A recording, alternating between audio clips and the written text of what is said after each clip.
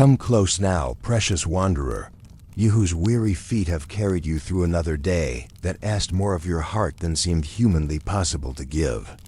I see you there in whatever quiet corner of the world has become your refuge this evening, perhaps feeling the weight of hours that tested your patience and tried your very soul, perhaps wondering if there exists anywhere in this vast universe a place where rest is more than just a distant promise whispered by voices too faint to trust. Welcome, my cherished friend, to this sacred sanctuary we have created together. This gentle harbor where the storms of daily existence cannot reach, and where peace settles around your tired shoulders like the softest blanket woven from starlight and divine love. You have wandered far today, haven't you? Navigating the treacherous waters of responsibilities that seem to multiply faster than your strength to meet them. Dodging the sharp edges of words spoken carelessly by those who do not understand the tenderness of your heart. Carrying burdens that were never meant to be borne by human hands alone, but which somehow found their way onto your back because you are the kind of soul who cannot turn away from suffering, who cannot ignore the cries of those in need, even when your own reserves have been drained to the very dregs.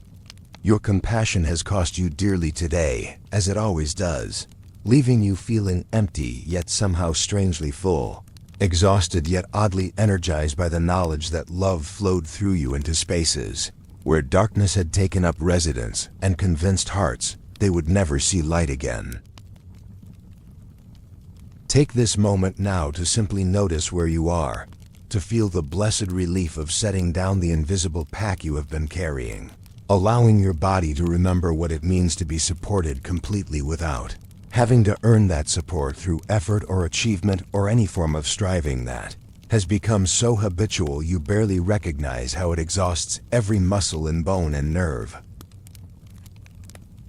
The surface that holds you now, whether it be the familiar comfort of your own bed or a chair that has become your evening sanctuary, receives you with the unconditional acceptance that your soul has been craving all day long, offering the kind of embrace that asks nothing and gives everything, that requires no performance and provides infinite rest. Let us breathe together now, you and I, sharing these moments of conscious connection with the gift of life itself that flows through your lungs without your permission or participation. This miraculous process that has sustained you through every trial of this day and will continue sustaining you through whatever challenges tomorrow may bring. Draw in slowly and deeply through your nose, feeling your chest expand not just with air, but with possibility, with hope, with the whispered promise that rest is not only possible, but is your divine right as a beloved child of the one who created you for joy rather than endless striving, for peace rather than perpetual struggle, for love rather than fear that masquerades as responsibility, but is really just another form of the anxiety that keeps hearts racing when they should be resting in perfect trust. Hold this breath gently, not with the tension that has defined so much of your day, but with the tender care you might use to cradle a sleeping infant, recognizing that the air filling your lungs carries more than oxygen, carries healing and hope and the very breath of divine love that spoke the world into existence and continues, speaking your name with infinite tenderness every moment of every day, whether you are aware of it or not. Feel how your ribs expand outward like doors opening to welcome long-awaited guests. How your diaphragm descends like a blessing, settling into the deepest places of your being. How even this simple act of breathing becomes a prayer, when offered with conscious gratitude to the source from which all breath comes and to which all breath returns, in the eternal rhythm of giving and receiving that governs all existence. Now release this breath slowly through slightly parted lips, breathing out not just carbon dioxide, but every accumulated frustration of the day just past, every disappointment that clung to your spirit like dust on a traveler's cloak, every moment of confusion or fear or anger or sadness that found its way into the sacred chambers of your heart and set up residence there as if it belonged. as if it had any right to occupy space that was created for joy and peace and love. So pure, it would blind you with its beauty if you could see it with physical eyes. Let it all go now, every bit of it flowing out of you on this breath, like water flowing downstream toward the ocean, carrying away the debris of difficult hours and leaving behind only the clear, clean essence of who you truly are beneath all the roles you play and all the masks you wear to protect yourself from a world that often seems too harsh for hearts as tender as yours. Again now, breathing in peace, breathing in the deep assurance that this moment belongs entirely to you and to the love that has been seeking you all day through every trial and tribulation, following you through every maze of worry and anxiety, waiting patiently for you to pause long enough to recognize the presence that never leaves and never forsakes, that knows your name and your pain and your secret longings with intimate precision, that would terrify you if it were not wrapped in such infinite compassion, such perfect understanding, such complete acceptance of every aspect of your humanity, including the parts you wish you could hide even from yourself. Your lungs are filling now not just with air, but with recognition that you are held by arms that never grow tired of holding, supported by love that never questions your worthiness to receive it, surrounded by grace that sees not what you have done or failed to do, but who you are becoming through every struggle and every surrender, every mistake and every moment of beautiful courage that brought you closer to this place of rest. Hold it gently, this gift of breath that comes without cost or condition, and feel how it connects you to every living thing that shares this planet with you, every tree that exhales the oxygen you inhale, every person whose lungs fill and empty in the same ancient rhythm that has sustained life since the first brawn in the garden, where all stories began and toward which all stories ultimately return. You are part of something vast and beautiful and eternal, something that began before time and will continue after time, has served its purpose and been folded up like a garment that is no longer needed because winter has given way to eternal spring where tears are wiped away and every sorrow is transformed into joy too deep for words to contain or describe. Now breathe out again, releasing not just the air that has served its purpose, but every weight you have been carrying that was never meant to be yours. Every burden you picked up along the way because someone dropped it and you could not bear to see it lying there unclaimed. Every responsibility that attached itself to you like a lost child seeking comfort. Every expectation others placed upon your shoulders because they recognized in you the kind of strength that comes not from hardness, but from resilience rooted in love. The kind of courage that shows up not because it knows no fear, but because it chooses love over fear again and again and again, until choosing love becomes as natural as breathing, as automatic as the beating of your heart, as constant as the turning of the earth that carries you through each day and each night toward a destiny more beautiful than your wildest dreams have ever dared to imagine. Feel now how your breathing has begun to slow and deepen without any effort on your part, finding its own perfect rhythm, like waves finding their eternal pace against shores that have welcomed them for countless millennia, like your heart settling into the steady beat of someone who knows they are completely safe, completely loved, completely accepted exactly as they are in this moment, without needing to change anything about themselves to earn or deserve or prove their worthiness to receive the comfort that is being offered as freely as sunlight, as generously as rain, as constantly as the love that holds every atom in the universe in perfect harmony and calls it all very good. You are not alone in this peaceful gathering tonight, my dearest companion on this journey toward rest. All across our sleeping world, other souls like yours have found their way to the same sanctuary, other weary hearts seeking the same comfort you are discovering, other spirits who understand what it means to feel overwhelmed by the sheer complexity of existence in a time that seems designed to fragment attention and fracture peace, to demand more and more while offering less and less of the nourishment that souls require to flourish rather than merely survive. Some who join us tonight have been walking the path of faith for many decades, their hearts seasoned by years of learning to distinguish between the voice of divine love and the countless other voices that compete for human attention. Their spirits strengthened by countless encounters with grace that has proven itself faithful through seasons of abundance and seasons of scarcity, through times of clarity and times of confusion, through moments of triumph and long dark nights of the soul when hope seemed as distant as stars hidden behind storm clouds. Others may be newer to this kind of spiritual seeking, their hearts cautiously opening to possibilities they may have dismissed in earlier chapters of their lives, drawn by longings they can barely name but cannot ignore, pulled by hunger that has grown stronger with each passing year that has taught them earthly pleasures alone cannot satisfy the God-shaped emptiness within every human heart, the sacred hollow that can only be filled by connection with the source from which all souls come and to which all souls are ultimately destined to return like rivers, flowing toward the sea that birthed them in the beginning of all beginnings.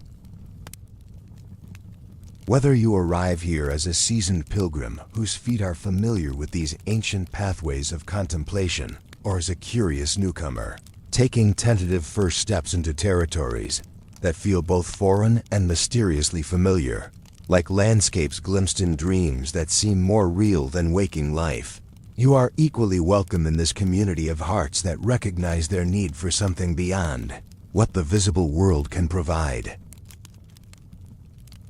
Something deeper than temporary pleasure or fleeting success. Something truer than the shifting sands of human opinion or cultural fashion that change with each passing decade but leave souls still searching for solid ground on which to build lives of meaning and purpose and enduring joy.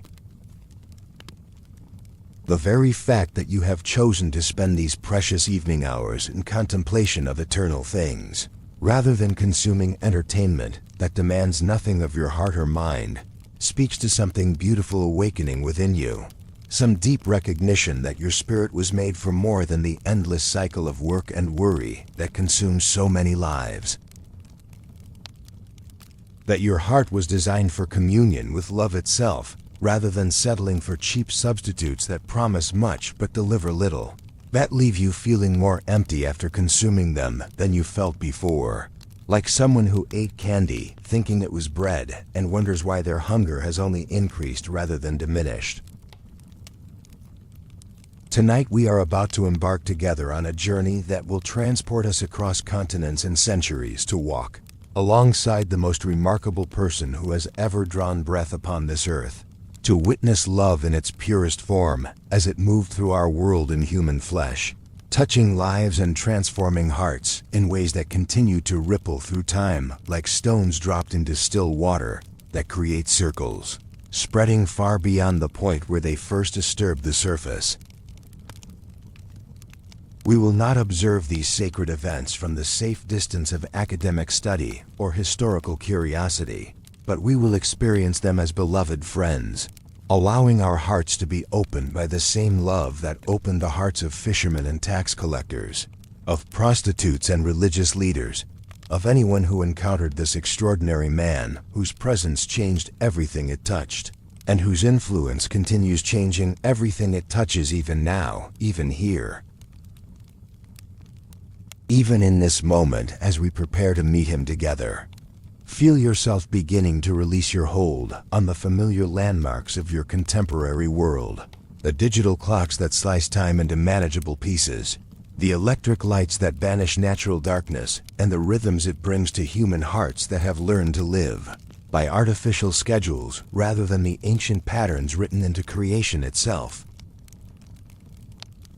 The constant hum of machinery that has become the soundtrack to modern life is fading now, becoming distant and unimportant as we prepare to step backward through time into an era when people measured their days by the sun's journey across the sky rather than the relentless ticking of clocks. When silence was not something to be filled, but something to be treasured. When rest was not a luxury to be earned, but a gift to be received with grateful hearts that understood their dependence upon grace for every breath and every heartbeat and every moment of existence itself. Chapter 2. Journey into Sacred Lands. The transformation begins as gently as dawn breaking over hills that have witnessed 10,000 sunrises, as naturally as flowers opening their petals to light that has traveled millions of miles through space to kiss their faces with warmth that speaks of love beyond comprehension.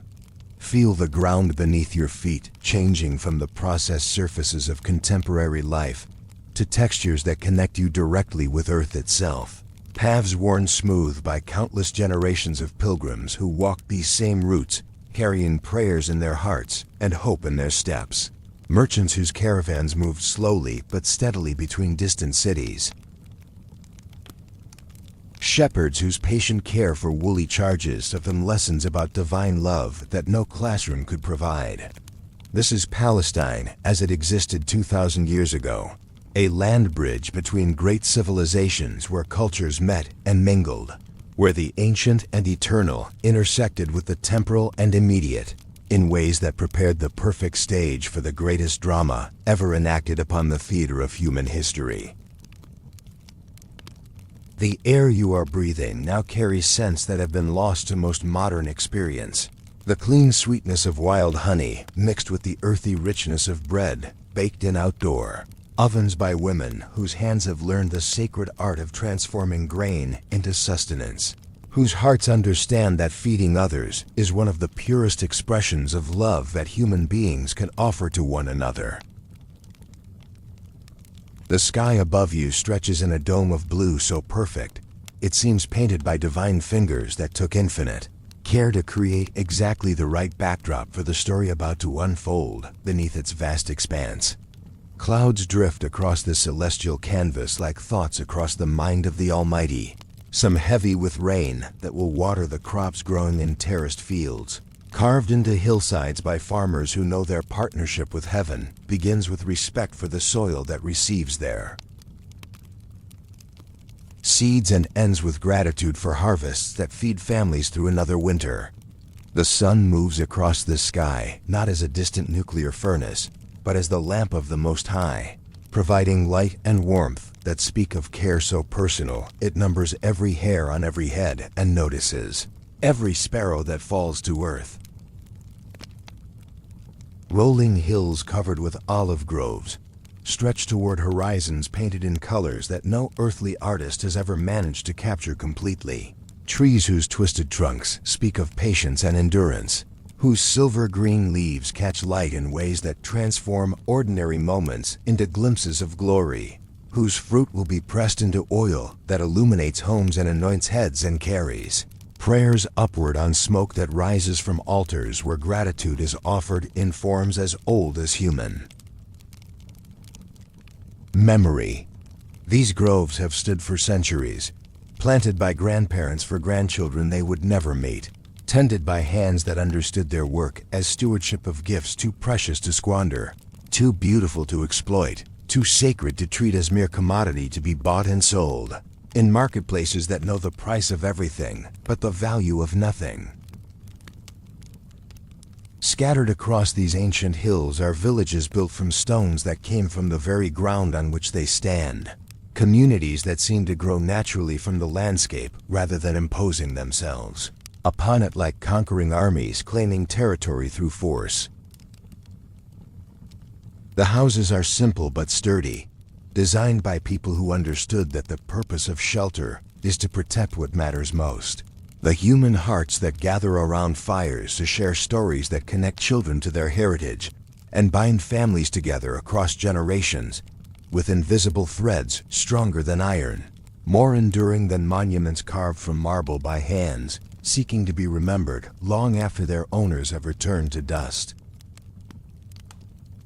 Windows are small but welcoming, designed to frame views of beauty rather than display wealth, to invite morning light while preserving evening privacy. to serve practical needs while honoring aesthetic sensibilities that recognize beauty as necessary for human flourishing as food or water or air. Doors are generous in their proportions, built to accommodate not just the passage of bodies, but the flow of hospitality that characterizes communities where neighbors are family and strangers are guests, sent by Providence to test the sincerity of love claimed in prayers, but proven in practical service to anyone whose need provides opportunity for grace to be demonstrated through human hands and hearts. Rooftops serve as gathering places, where families come to catch evening breezes and watch the sun paint the western sky in shades of rose and gold and purple that speak of divine artistry too magnificent for human duplication, too beautiful for words to capture, too perfect for anything but silent wonder that opens hearts to worship, as natural as breathing, as spontaneous as laughter, as inevitable as tears of joy that flow when souls recognize beauty too pure for fallen worlds to contain, yet too generous to withhold from hearts that have learned to receive gifts they did not earn and could never deserve, yet are offered freely to anyone willing to accept them with childlike wonder and grateful amazement. The air carries fragrances that modern noses have never experienced, but ancient hearts remember as the scent of home, of belonging, of places where love makes its dwelling, regardless of architectural grandeur or material wealth. Wild thyme and rosemary grow along forgotten paths where children gather herbs for mothers, whose cooking transforms simple ingredients into meals that nourish more than bodies, that feed souls hungry for the comfort that comes only when food is prepared by hands that understand nourishment as sacrament, as offering of love made tangible in forms that can be tasted and shared and remembered, long after stomachs are full and hearts are warmed by more than calories consumed.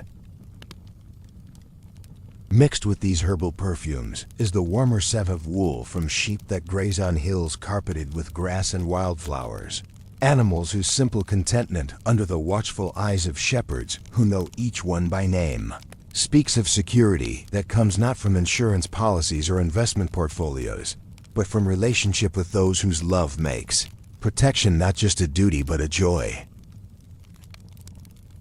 whose care extends beyond mere survival to encompass well-being of creatures, whose trust transforms ordinary work into sacred calling, mundane responsibility into opportunity for love to be expressed in forms as practical as they are profound. The subtle fragrance of frankincense and myrrh drifts on evening breezes, speaking of prayers offered with materials that cost their offerers real sacrifice but were given gladly, because worship that costs nothing teaches hearts nothing about the value of what they claim to treasure above all else.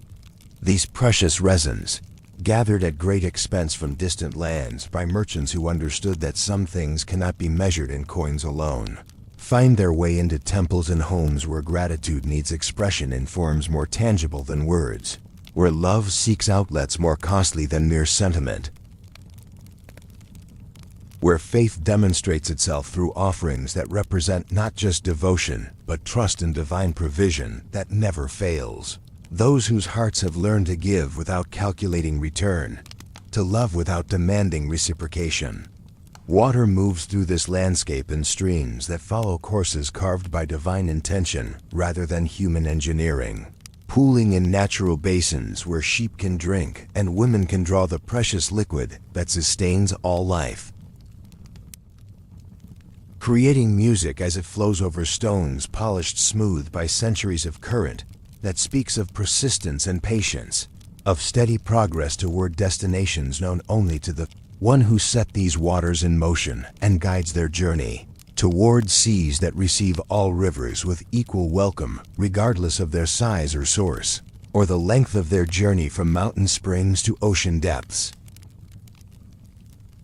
The sound of water over stone creates melodies that call human hearts to prayer and reflection without conscious decision, rhythms that match the deeper pulses of creation itself, harmonies that speak of order beneath apparent chaos, of purpose within seeming randomness, of love that flows steadily toward all creation, even when creation turns its back and walks away.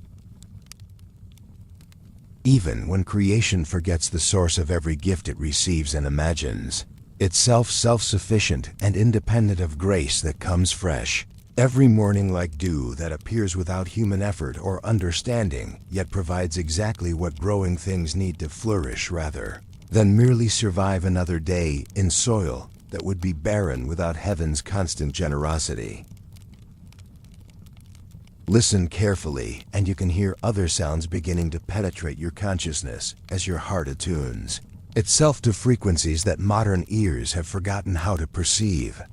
The lowing of cattle as they are led to water in the evening coolness, their deep voices speaking of contentment that comes from lives lived according to natural rhythms rather than artificial schedules.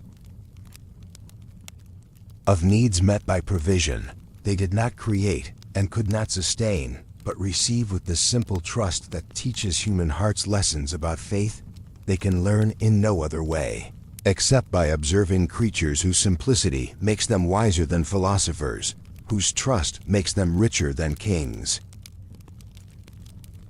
Children's voices rise and fall in games that require nothing more than imagination and the simple joy of being alive in a world full of wonders too numerous to count, too beautiful to fully appreciate, too generous to comprehend except through hearts that have not yet learned to doubt that every good gift comes from above, that every moment of happiness is grace, that every breath drawn and released is participation in mystery so profound that wise men spend lifetimes trying to understand. What children know instinctively from the moment they first open eyes that see not just light and shadow, but love made visible in forms their innocent hearts recognize immediately as home, as welcome, as belonging that needs no explanation or justification or proof beyond the simple fact of existence itself.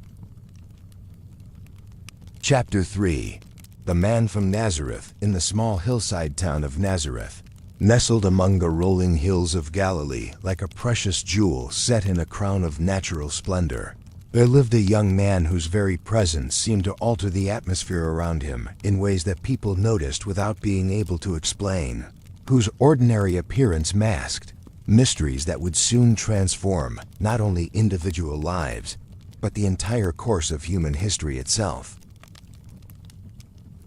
His name was Yeshua, though the world would come to know him by the Greek form Jesus, and while his hands bore the calluses of honest labor, earned through years of working with wood and stone under the patient tutelage of his earthly father, while his face carried the warm bronze of Mediterranean sun, his eyes reflected depths that seemed to contain both earth and heaven. There was something in his presence that made even casual observers pause and wonder what it was that set him apart from every other young man in their village. He had grown up walking these same narrow streets where children still play the same games their ancestors played 1,000 years before, learning his first lessons about human nature and divine love from parents whose extraordinary faithfulness had already marked them as different in a community where faithfulness was not rare, but where their particular quality of surrender to divine will created ripples that touched every life that came into contact with their humble household.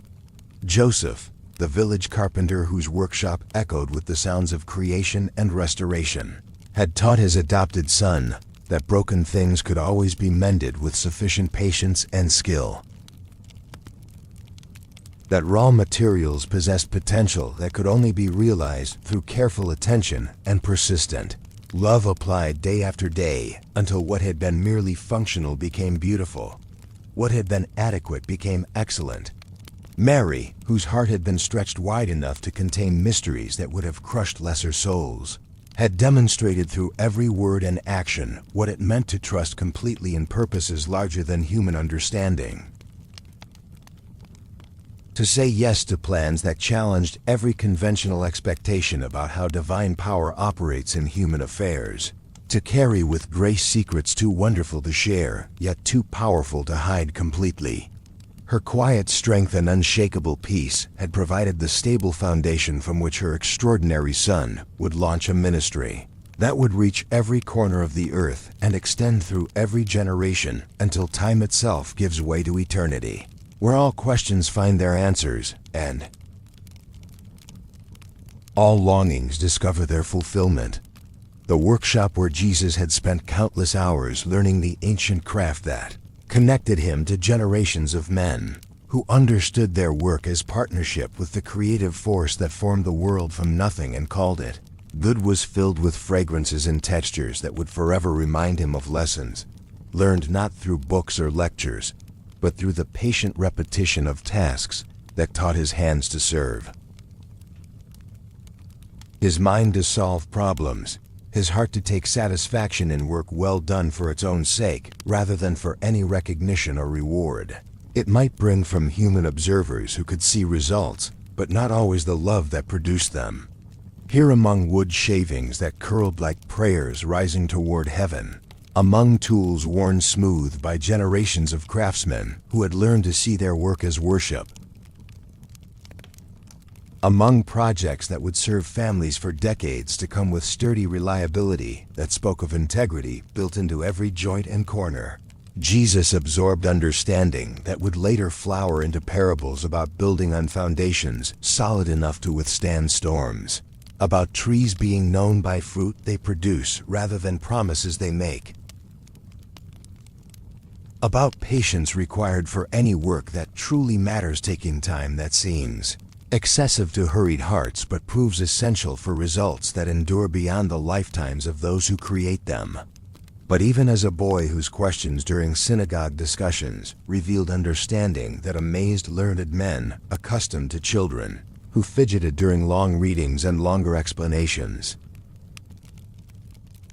there had been something that set Jesus apart from his companions in ways that only became clear to those who looked back years later with the gift of hindsight, illuminated by events that would demonstrate conclusively who this carpenter's son really was beneath the humble exterior that concealed glories too bright for human eyes to behold directly, without being overwhelmed by beauty that would stop hearts and steal breath and leave observers unable to speak or move or think of anything except the wonder of finding themselves in the presence of love itself, walking among mortals in mortal form. Village elders remembered conversations that carried weight beyond their simple words, discussions that revealed layers of meaning they had never suspected existed in familiar texts they thought they understood completely after decades of study and meditation. His questions penetrated the hearts of matters that had puzzled rabbis for generations, cutting through centuries of commentary and debate to expose truths so simple that children could grasp them, yet so profound that scholars would spend lifetimes exploring depths they had glimpsed in moments of clarity, granted by grace rather than earned through effort or achieved through academic credentials that impressed human institutions but meant nothing to divine wisdom that delights in revealing itself to humble hearts while hiding from proud minds that think knowledge can be accumulated like wealth or wielded like weapons against those deemed less worthy of enlightenment.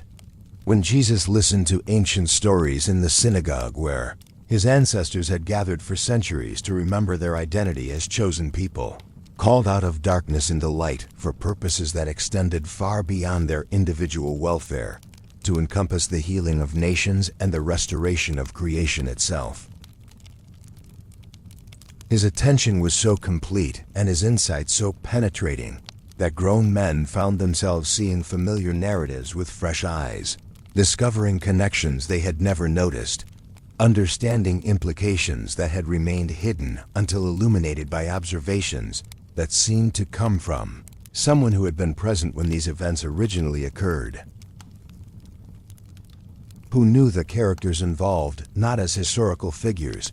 but as living friends whose struggles and triumphs held personal meaning, rather than merely serving as moral illustrations for contemporary application. The religious authorities of his day, men who had dedicated their entire lives to memorizing intricate details of scriptural law and rabbinic commentary, that had grown like coral reefs around the original texts, would eventually struggle to categorize this carpenter, who spoke with authority they could not match despite their impressive credentials and institutional positions that normally commanded automatic respect from ordinary people who had neither time nor training to master complex theological distinctions that often obscured rather than clarified the simple truths that hearts needed most desperately to hear and receive and live by in their daily struggles with temptation and doubt, and the ordinary challenges that test faith more severely than dramatic crises that evoke heroic responses.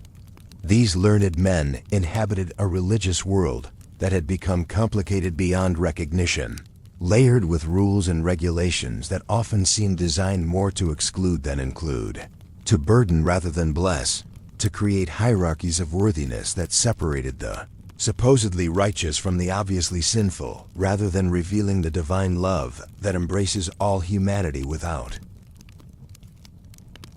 distinction based on external performance or internal perfection that no human being has ever achieved or ever could achieve through effort alone, no matter how sincere or sustained or sacrificial that effort might prove to be over lifetimes of trying to earn what can only be received as gift offered freely to anyone willing to accept it with empty hands and grateful hearts.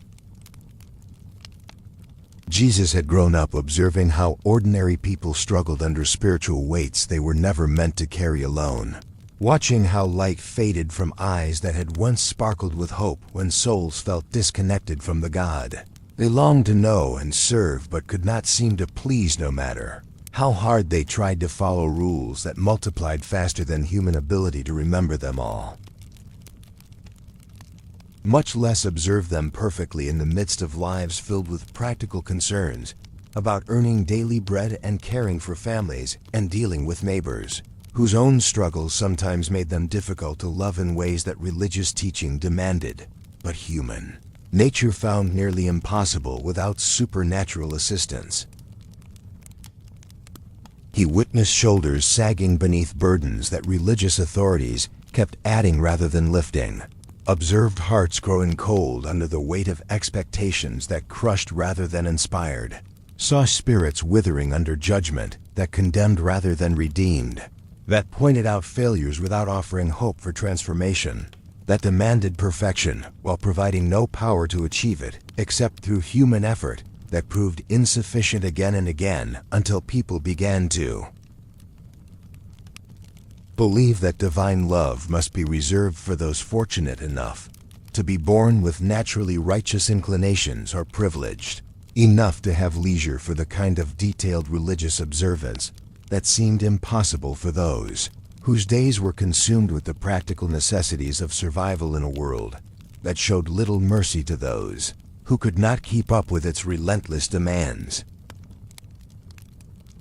Yet there was something in Jesus that remained undimmed by the spiritual darkness he observed around him, a light that seemed to grow brighter, rather, than dimmer when confronted with human confusion and pain and the systematic attempts to obscure divine truth beneath human tradition that served institutional interests more than divine purposes or human needs, crying out for compassionate response rather than additional requirements to fulfill or standards to meet.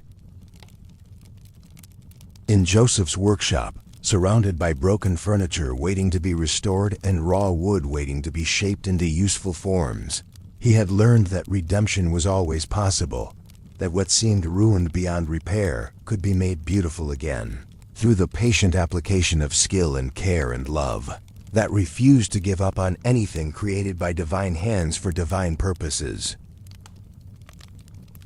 Chapter 4. The beginning of something sacred. The morning sun was painting the eastern sky in watercolors of coral and amber when Jesus made his way through terrain that grew progressively more wild and rocky as he approached the banks of the Jordan River, where crowds had been gathering for weeks to hear the powerful proclamations of a desert prophet, whose message of preparation and transformation had stirred hearts throughout Palestine and beyond its borders.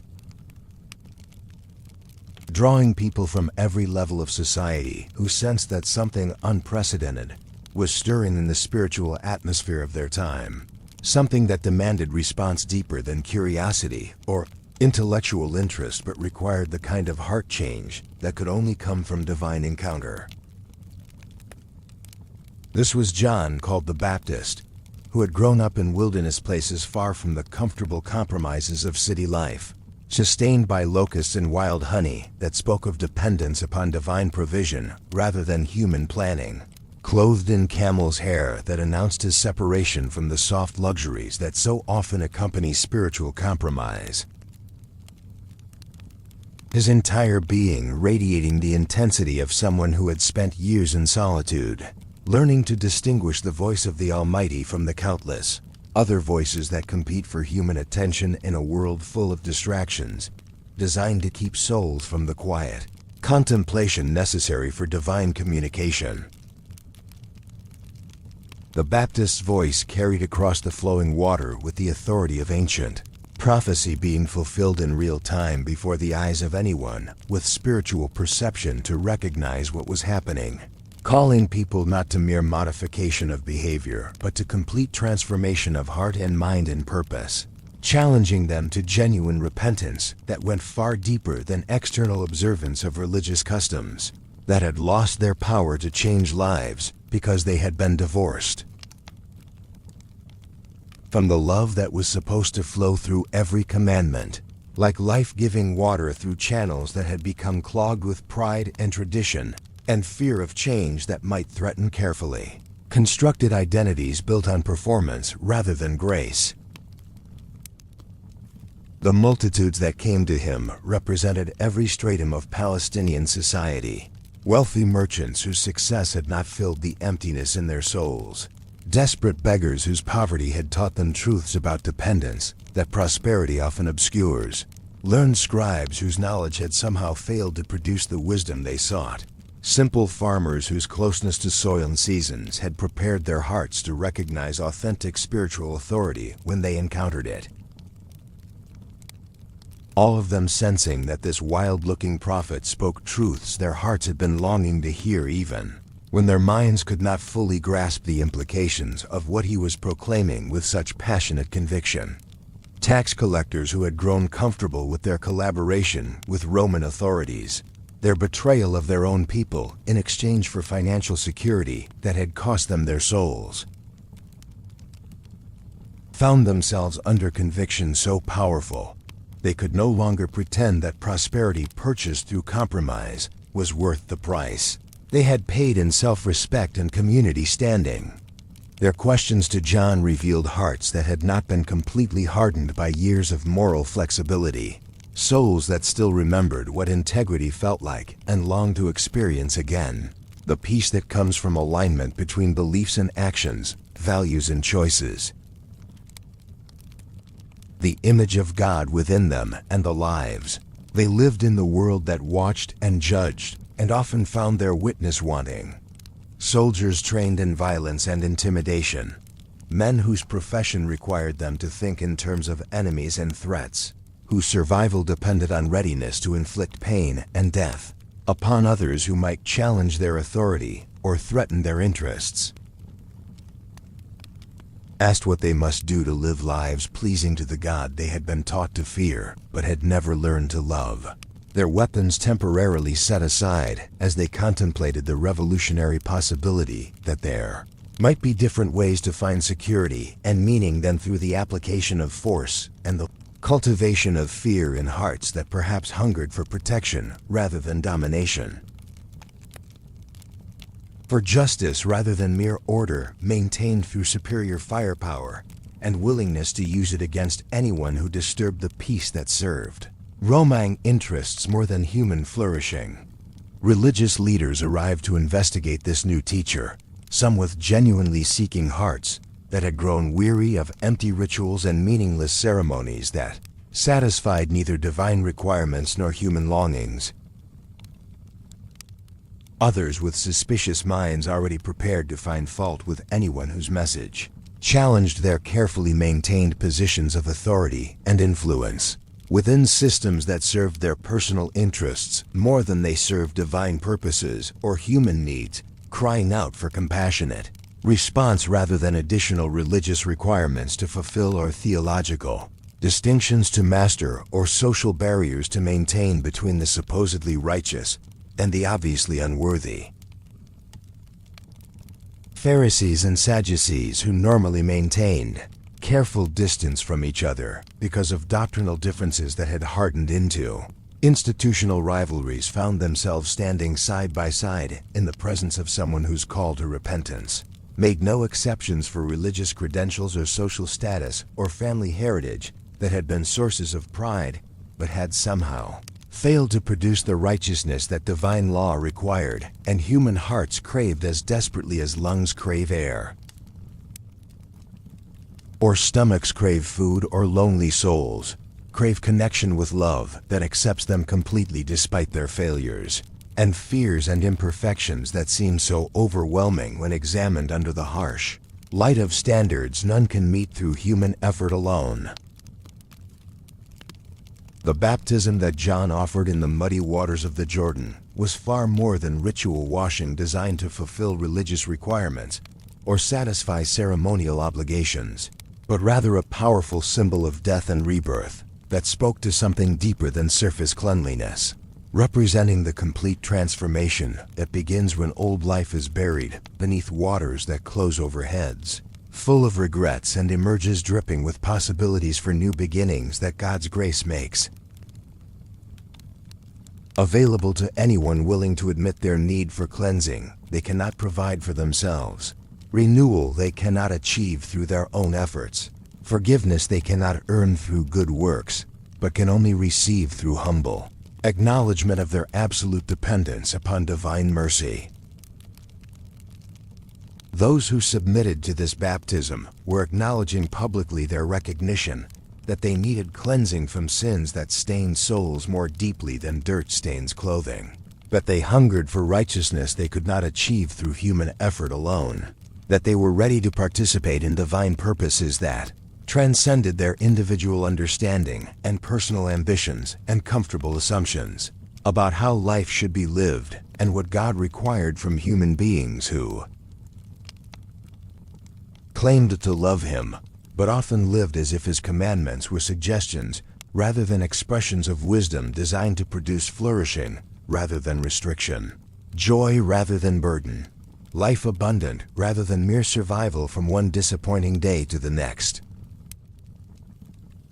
Then came a morning that began like so many others, but would be remembered as long as human hearts beat with hope for redemption, as long as souls search for meaning beyond material success and temporary pleasure, as long as creation groans for the liberation that only divine intervention can provide. Jesus appeared among the crowd gathered at the river's edge, not as spectator observing religious phenomenon from safe distance, but as participant, seeking to identify completely with humanity's need for purification and renewal. His presence so ordinary that most people noticed nothing unusual about this particular candidate for baptism, who waited patiently among others whose sins were obvious while his own righteousness was so complete it was invisible to eyes that had grown accustomed to spotting moral failure but had lost the ability to recognize perfect goodness when it stood directly before them. When John saw him approaching through the multitude of people pressing toward the water, something in the Baptist spirit recognized immediately that this was the moment for which his entire ministry had been preparation, the arrival of the one whose coming he had been announcing with prophetic certainty, though he had never seen his face until this historic morning that would divide human history into before and after, into prophecy and fulfillment, into shadow and substance, into promise and reality, walking among them in flesh and blood that could be touched and embraced and crucified, but could never be defeated, because it carried within itself the power of life over death, love over hatred, light over darkness that no earthly power could extinguish or earthly wisdom could comprehend or earthly authority could control once it had been released into the world to accomplish the purposes for which it had been sent from realms beyond human understanding. John's initial protest revealed his intuitive grasp of the cosmic reversal taking place before his eyes. His recognition that, in the presence of this particular candidate for baptism, all normal categories and expectations were being turned upside down. That he was the one who needed what Jesus had to offer, rather than the other way around. That the servant was suddenly face to face with his master. The forerunner confronting the one whose way he had been preparing through months of preaching that had drawn thousands to these muddy banks, but had all been leading to this single moment when prophecy would give way to fulfillment, and preparation would surrender to presence.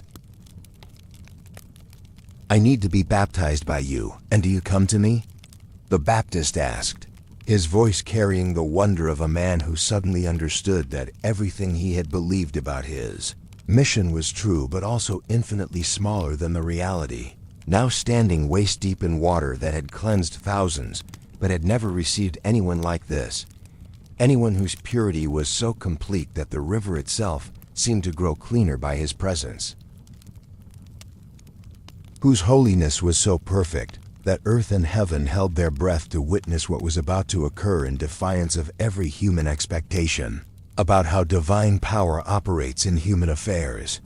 But Jesus insisted gently that this baptism was necessary, not because he needed cleansing, but because he needed to demonstrate complete identification with human experience, including the longing for purification that drives souls to seek renewal they cannot achieve through their own efforts. The hunger for righteousness that can only be satisfied by divine intervention in hearts that have tried everything else and found it wanting.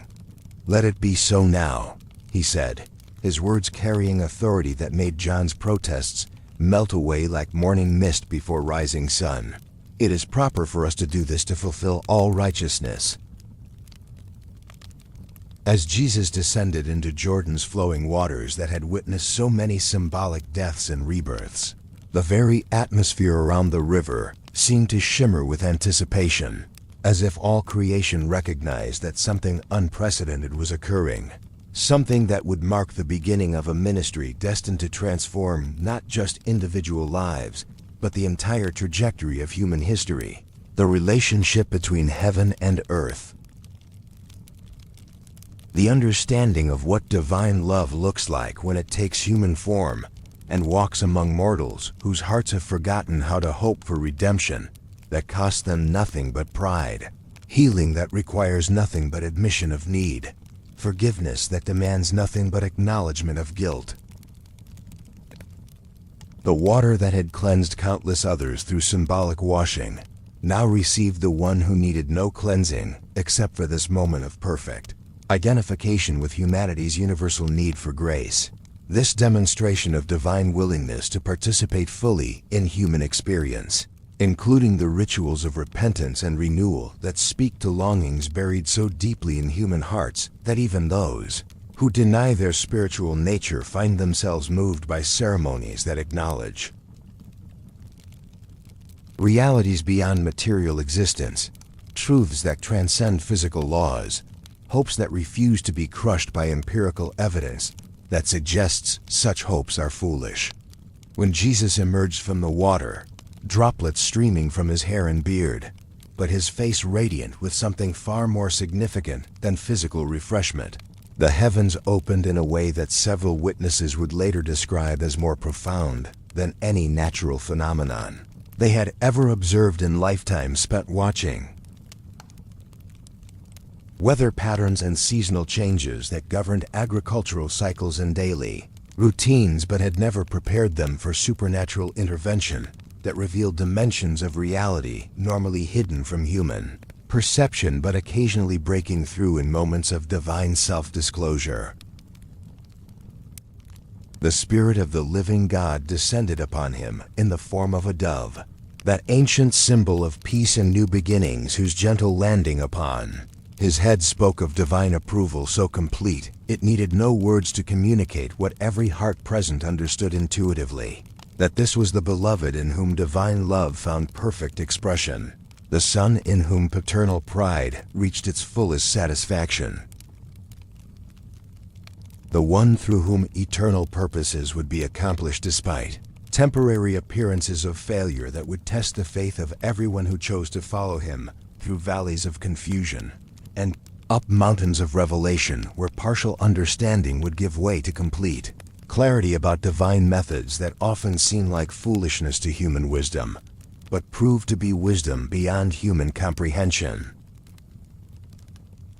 Then came the voice, audible to some though not to all, words that revealed the eternal relationship between Father and Son while announcing to anyone with ears to hear that the long-awaited time had finally arrived, that centuries of prophecy were about to find their fulfillment in this carpenter from Nazareth, who had just submitted to baptism like any other repentant sinner despite his complete freedom from anything requiring forgiveness or cleansing or transformation, except in the sense that his human nature needed to experience everything that makes human existence what it is, including the longing for divine approval that drives hearts to seek assurance they are loved and accepted and valued beyond their ability to earn such affection through performance or achievement. "This is my beloved Son, in whom I am well pleased," the voice declared with authority that echoed across water and through centuries to every heart that has ever wondered about its standing before the throne of infinite holiness. Every soul that has questioned whether divine love could possibly extend to failures and disappointments that seem too numerous to count, too shameful to confess, too persistent to overcome through human effort, that always falls short of perfect righteousness required for fellowship with perfectly holy God, whose standards never lower to accommodate human weakness, but whose grace always rises to meet human need with provision that exceeds every requirement and satisfies every longing and heals every wound. After his baptism, Jesus did not immediately begin the public ministry that would make his name known throughout Palestine and beyond its borders into regions where Greek and Roman culture dominated, but Jewish hopes for deliverance still flickered in hearts that remembered ancient promises despite contemporary pressures to conform to imperial expectations that left no room for messianic dreams or prophetic visions that challenged established order with revolutionary alternatives that seemed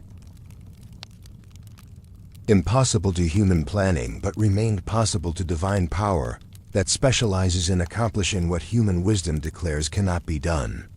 Instead, he withdrew to wilderness places where silence reigned and solitude provided opportunity for communion with Heavenly Father that would prepare him spiritually for battles between light and darkness that would characterize every day of his public service, every encounter with human need that called forth divine compassion,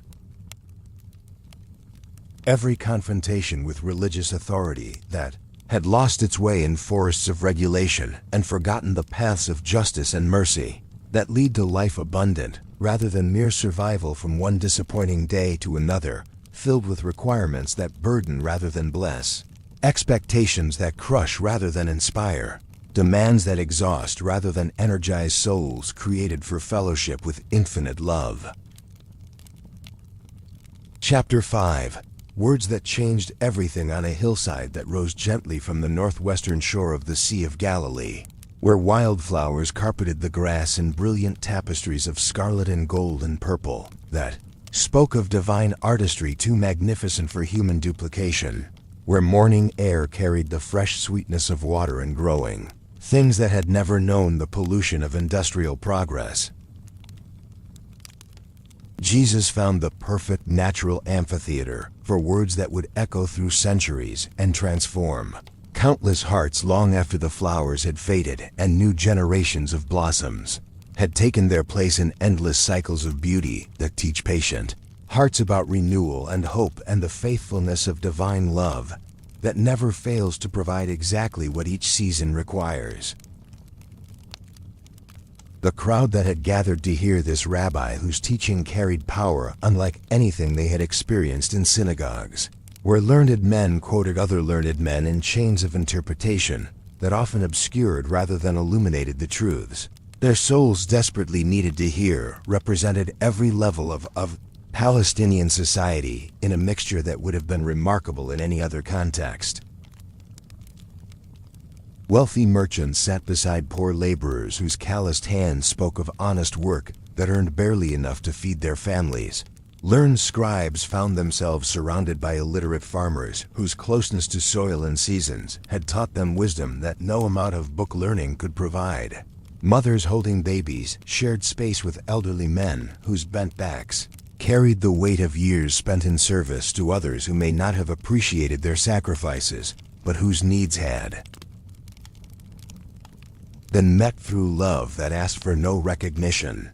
What united this diverse assembly was not social status or educational background or economic position, but hunger they all recognized in each other's faces, longing for something their souls knew they needed, but their minds struggled to name or define or locate in a world that offered many forms of temporary satisfaction,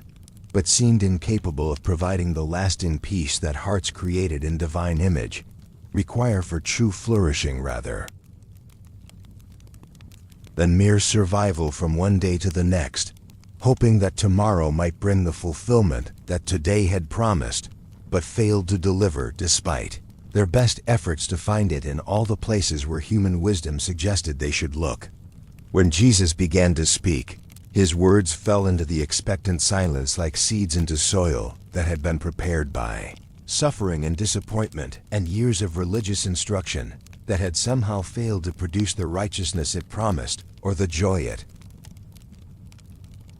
proclaimed or the peace it claimed was available to anyone willing to follow rules that seemed designed more to exclude than include, more to burden than bless, more to demonstrate human inadequacy than divine sufficiency for every need that drives souls to seek something beyond what earth can provide to hearts that know they were made for heaven, even when they cannot articulate that knowledge in terms that satisfy intellectual skepticism.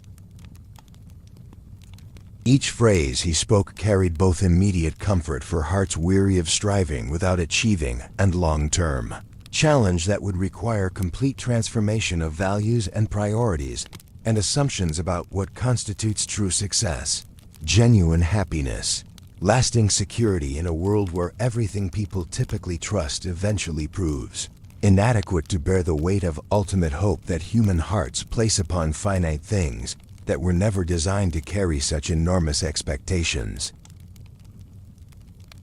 or satisfy such deep longings, or provide such complete fulfillment as souls demand from their chosen sources of meaning and purpose and identity.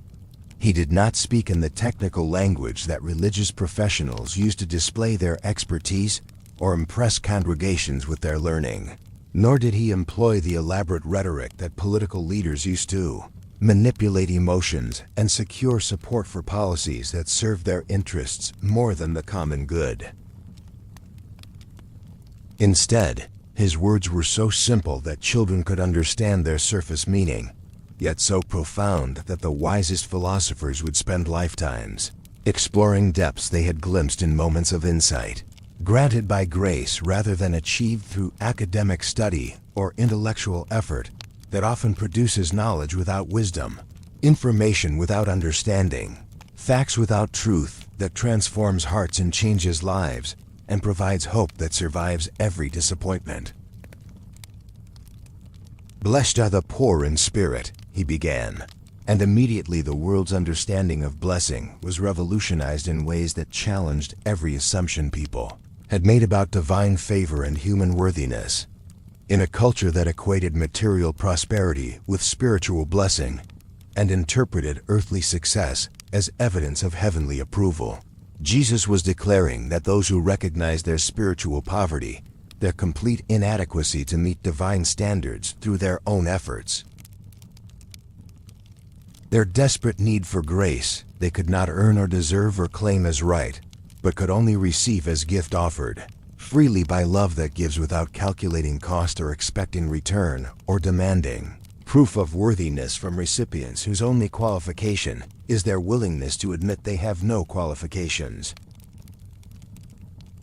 The kingdom of heaven, he explained with authority that came from personal knowledge rather than theoretical speculation, belonged to them not despite their emptiness, But because of their readiness to be filled with divine righteousness, they could never achieve through human effort. Divine love they could never earn through perfect performance. Divine acceptance they could never secure through flawless obedience to laws that revealed their need without providing their supply.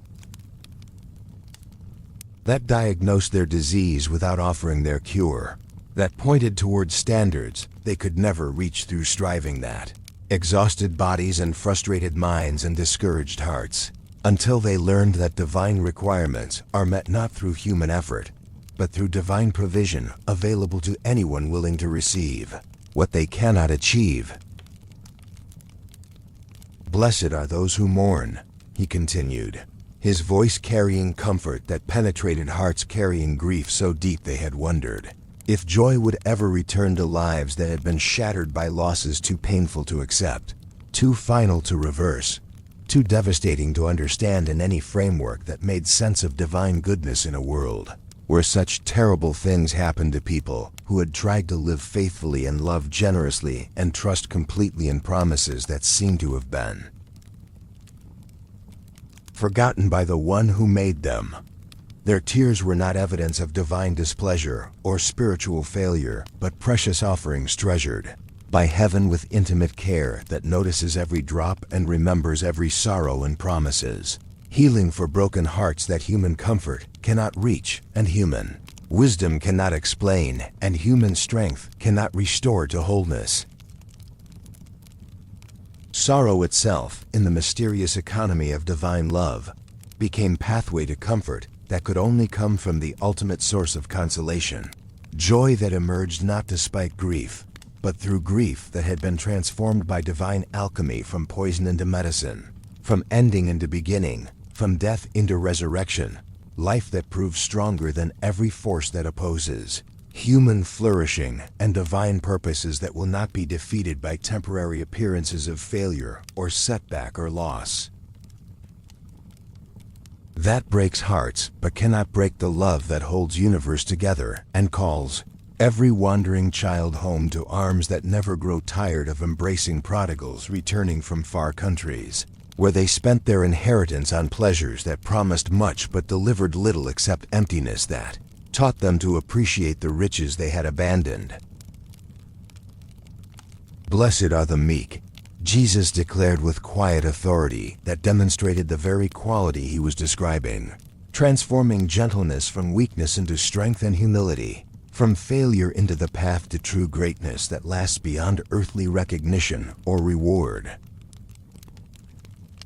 In a society where power belonged to those willing to seize it through force or cunning, where success required aggressive self-promotion and ruthless elimination of competition, where survival seemed to demand hardness of heart and calculating, selfishness that treated others as obstacles to overcome or resources to exploit, Jesus was revealing that ultimate victory belonged to those whose strength expressed itself through tenderness toward the vulnerable and service to those in need.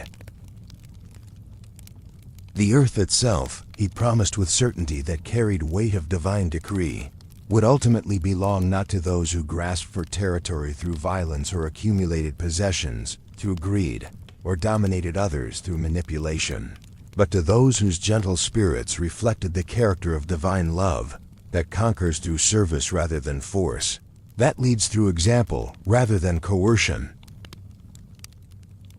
that transforms enemies into friends through persistent kindness, that eventually melts the hardest hearts and opens the most tightly closed minds and reaches the most carefully protected souls with truth too beautiful to resist when it is clothed in love that never gives up hope for redemption.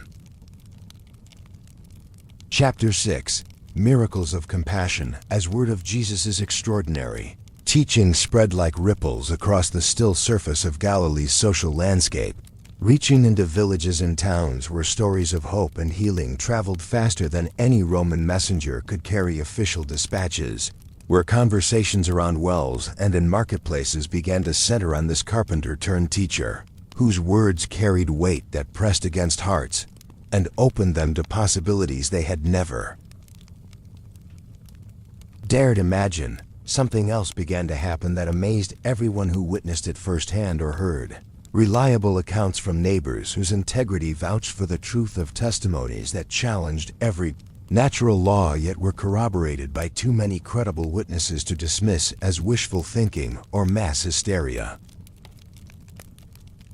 The same divine power that flowed through his teachings like living water through channels that had been dry for generations began manifesting itself in healings and restorations that defied medical explanation, while demonstrating the heart of divine love toward every form of suffering that mars the beauty of creation and breaks the hearts of creatures made in the image of perfect wholeness.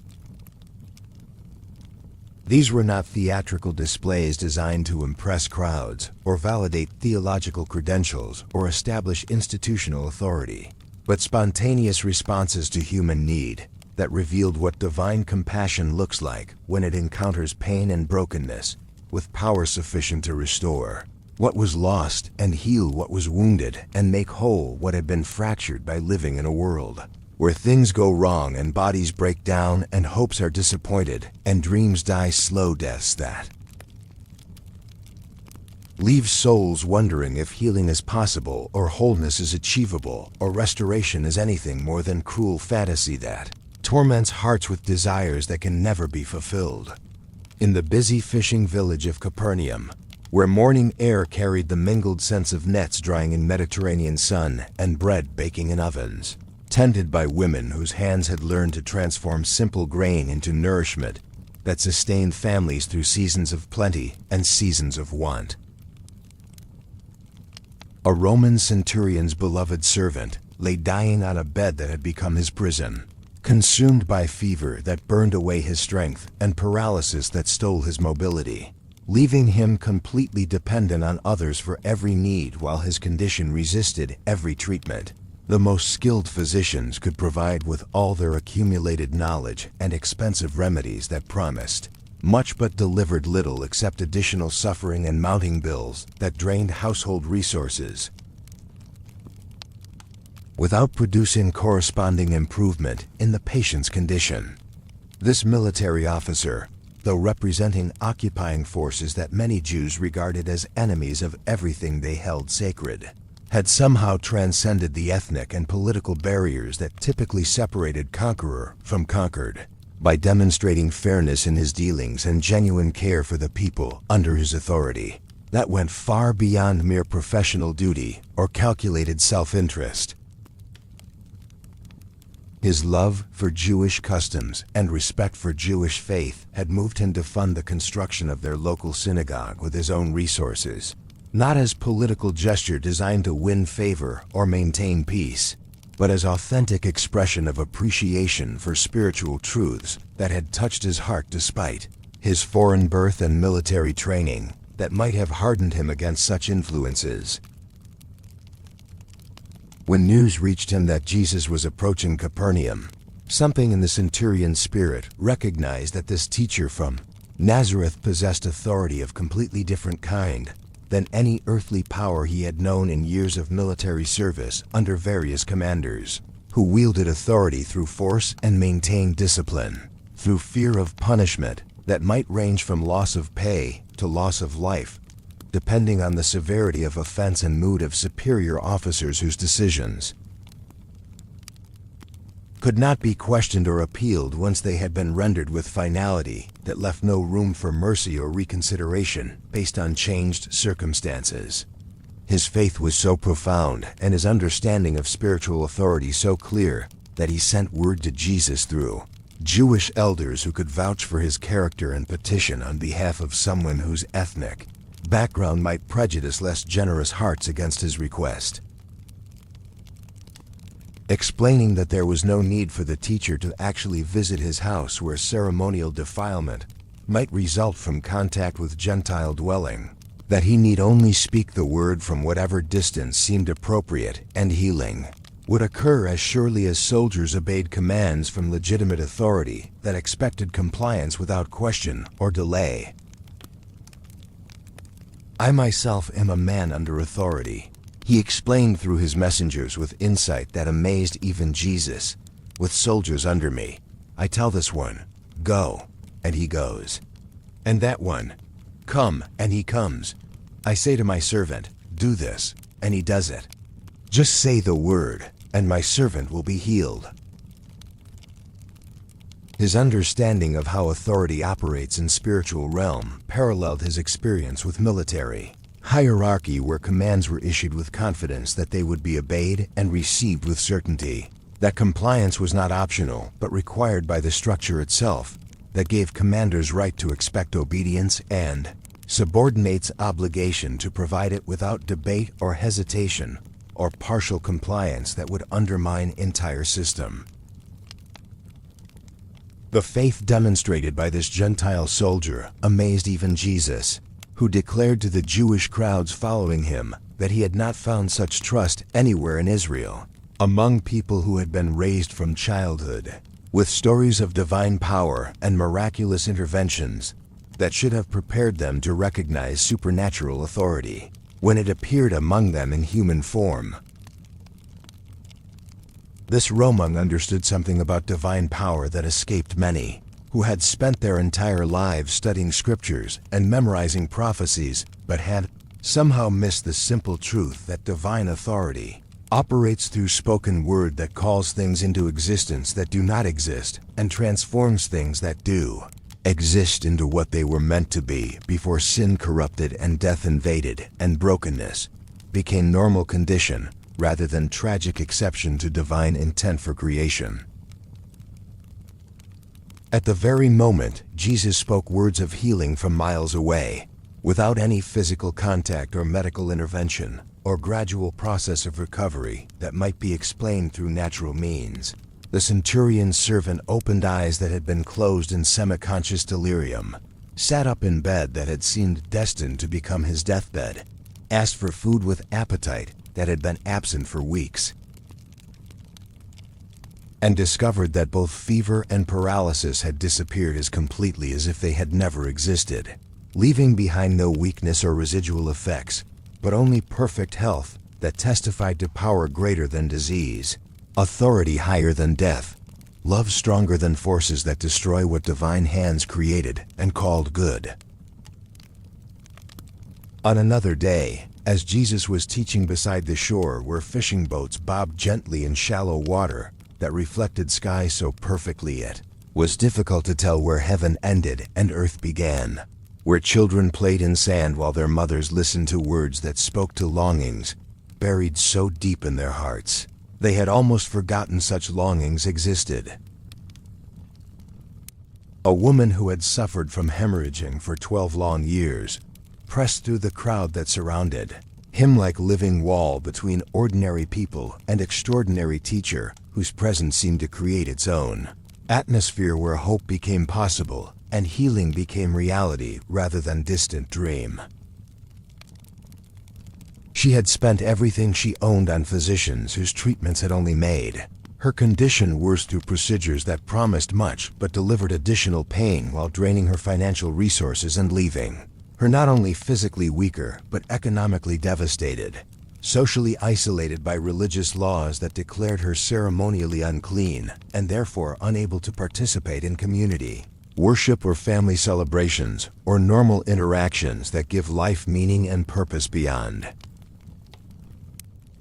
mere biological survival from one disappointing day to another that brought fresh reminders of limitations that seemed permanent and losses that appeared irreversible. For over a decade she had lived as exile in her own town, watching life go by from margins where shame and physical suffering had relegated her, growing progressively weaker while her hope dwindled to barely visible flicker that threatened to be extinguished completely by next medical setback or financial crisis or social rejection that reminded her how completely her condition had separated her from everything that makes existence bearable, let alone enjoyable.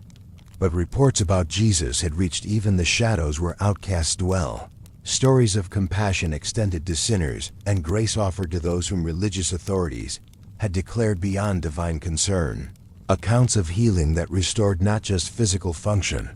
but social standing and spiritual connection and hope for futures worth living. Her faith was desperate, but certain, born from the kind of hope that emerges only when every other option has been exhausted yet. Something in the soul refuses to surrender completely to despair that poses as realism, but is actually rebellion against divine love that never gives up on anyone created in divine image for divine purposes that suffering may obscure, but cannot ultimately defeat. "If I can just touch the edge of his garment," she whispered to herself as she pushed through crowd with determination, fueled by 12 years of longing for freedom from condition that had stolen her dignity along with her health. "I know I will be healed."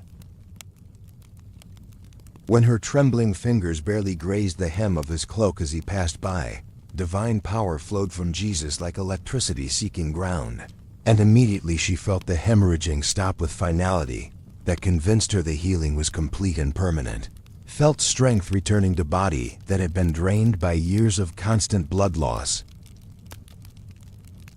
Felt shame and isolation that had defined her existence lifted away like heavy garment. She had worn so long she had forgotten what it felt like to stand straight and breathe freely and look people in the eye without fear of disgust or rejection or ceremonial contamination that would require their ritual cleansing if they accidentally came too close to someone whose condition made her untouchable in society that confused ceremonial purity with moral righteousness. Chapter 7. Walking among the people, what distinguished Jesus' ministry from every other religious movement of his time. What set him apart from the countless other teachers and prophets and reformers who appeared throughout Palestine claiming divine authority for their particular interpretations of ancient texts or their specific programs for spiritual renewal, was not merely the power of his teachings or the wonder of his miracles. Though both were extraordinary beyond anything his contemporaries had ever witnessed or imagined possible within the boundaries of human experience. The truly revolutionary aspect of his approach was the way he moved through the world like someone who belonged everywhere and was welcome nowhere. The people he chose to spend time with when he could have surrounded himself with influential supporters and wealthy patrons. The social barriers he consistently crossed with such natural grace that observers were left breathless by the casual way he dismantled centuries of carefully constructed divisions, simply by treating every person as if they possessed infinite worth in the eyes of divine love. In bustling marketplaces where merchants hawked their wares under colorful awnings that provided relief from Mediterranean sun, where the air filled with sounds of bargaining conducted in multiple languages by people whose diverse backgrounds reflected Galilee's position as crossroads between different cultures and civilizations, where children darted between stalls displaying everything from fresh fish to imported spices, while women balanced water jars with practiced grace, developed through daily repetition of tasks that connected them to generations of mothers who had drawn water from same wells and carried it home to families whose needs had not changed despite passing centuries. Jesus walked with relaxed familiarity of someone completely comfortable among ordinary people, living ordinary lives filled with extraordinary dignity that came from being image bearers of divine love, whether they recognized that identity or not. Unlike religious leaders who maintained careful distance from anyone whose contact might compromise their ritual purity or threaten their social standing, with authorities who valued conformity more than compassion and order more than justice, Jesus seemed to genuinely enjoy the company of tax collectors whose collaboration with Ramang occupation forces had made them wealthy but miserable, of fishermen whose honest labor connected them to rhythms older than human memory, of former prostitutes whose past provided no barrier to present transformation, when they encountered love that saw not what they had been, but what they could become through grace that specializes in redemption rather than condemnation, in restoration rather than rejection, in hope rather than judgment, that crushes spirits already wounded by their own choices and others' cruelty. He would pause at potters' workshops where skilled hands shaped clay into vessels useful and beautiful, examining their work with genuine interest while asking questions that revealed not condescension, but authentic curiosity about crafts that had been passed down through generations of families whose understanding of their work transcended mere economics to embrace something closer to worship, to partnership with creative forces that turn earth into art. Raw materials into objects that serve human need while reflecting divine beauty that speaks to souls hungry for evidence that this world contains more than random. Collision of atoms governed by impersonal laws that care nothing for human longing or divine purpose. At bakers' stalls were warm fragrances of fresh bread, mixed with conversations about weather and politics and community news that connected neighbors to shared life that extended beyond individual concerns to encompass collective hopes and fears and dreams. Jesus would breathe deeply of scents that reminded him of his mother's kitchen, where love was expressed through meals prepared with care that nourished more than bodies, that fed souls hungry for evidence that someone cared enough about their well-being to invest time and effort in providing sustenance that spoke of home and belonging, and acceptance that asked no questions about worthiness but simply responded to need with generosity that reflected divine love's abundance.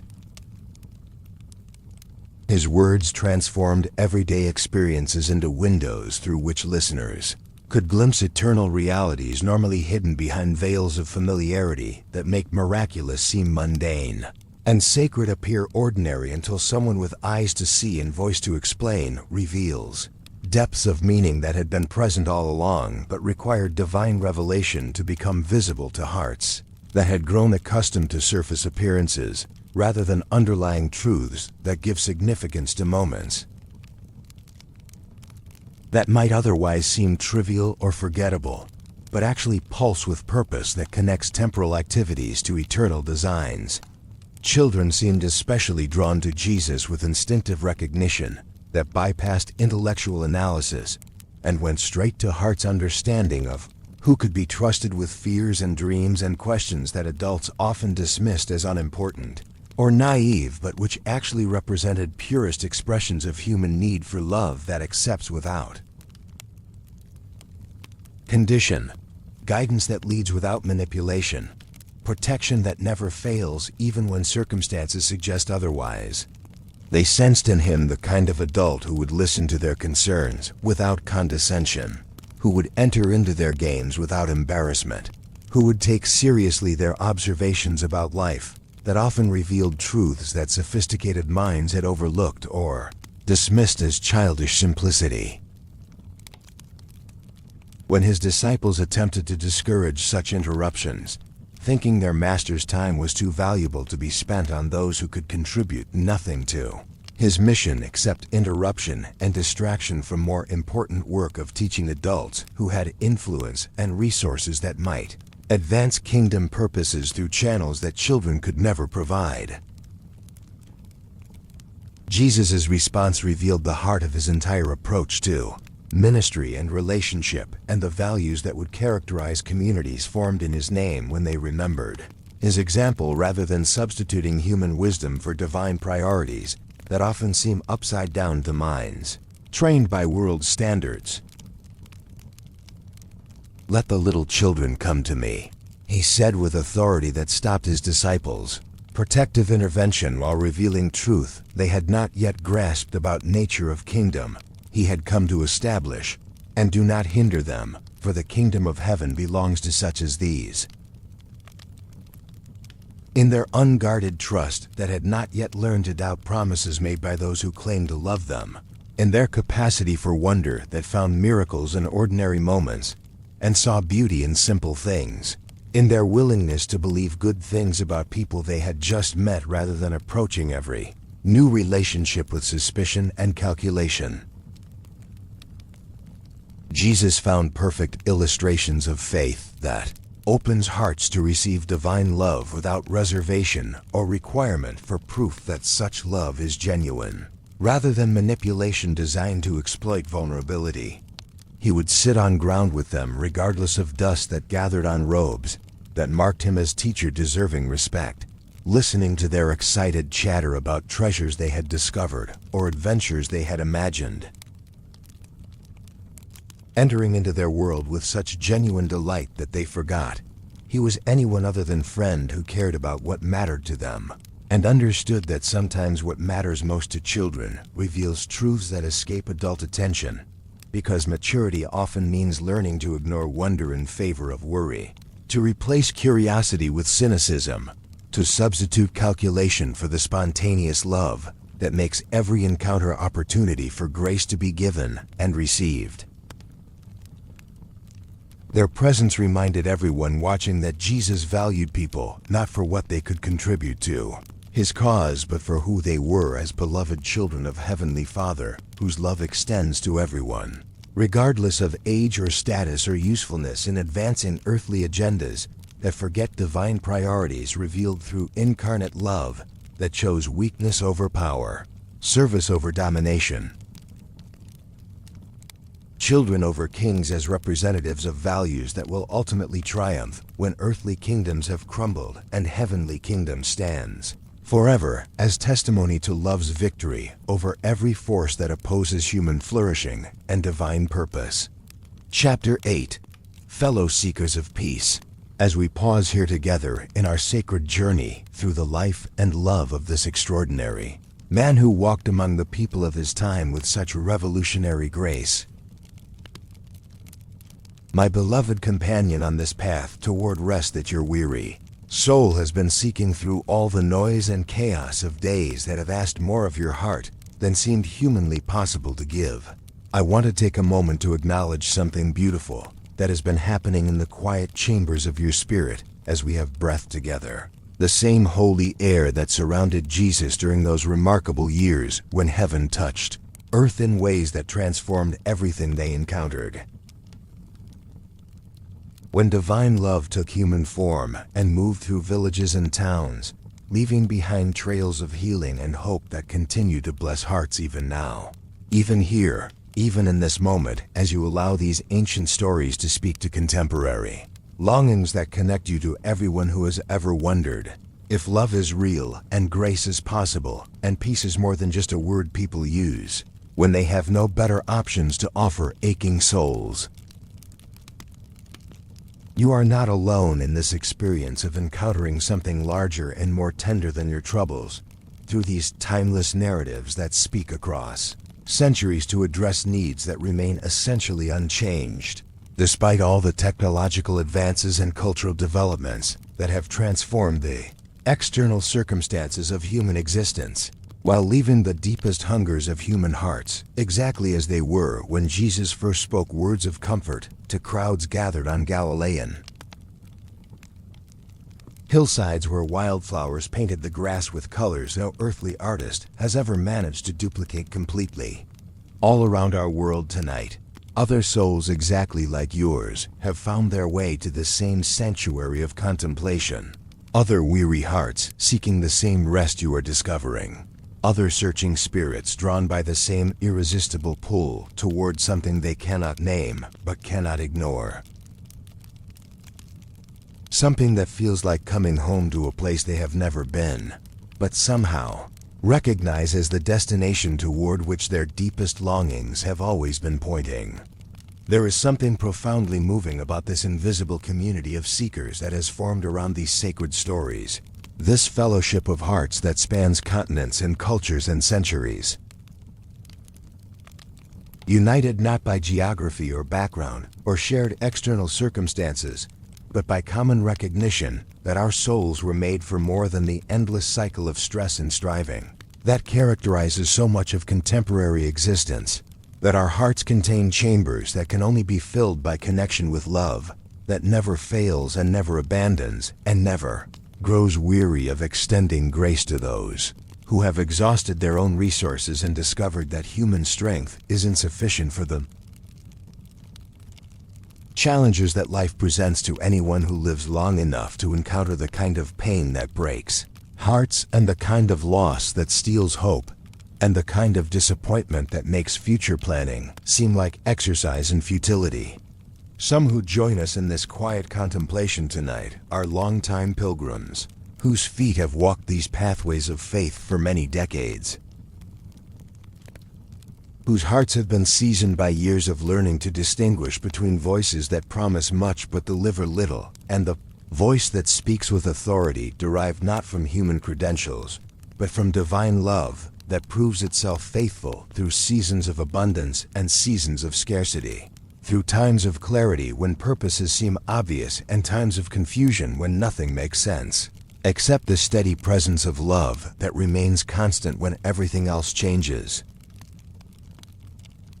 that provides anchor for souls when storms of life threaten to wash away everything they thought they could count on for security and meaning, and hope that tomorrow might be better than today.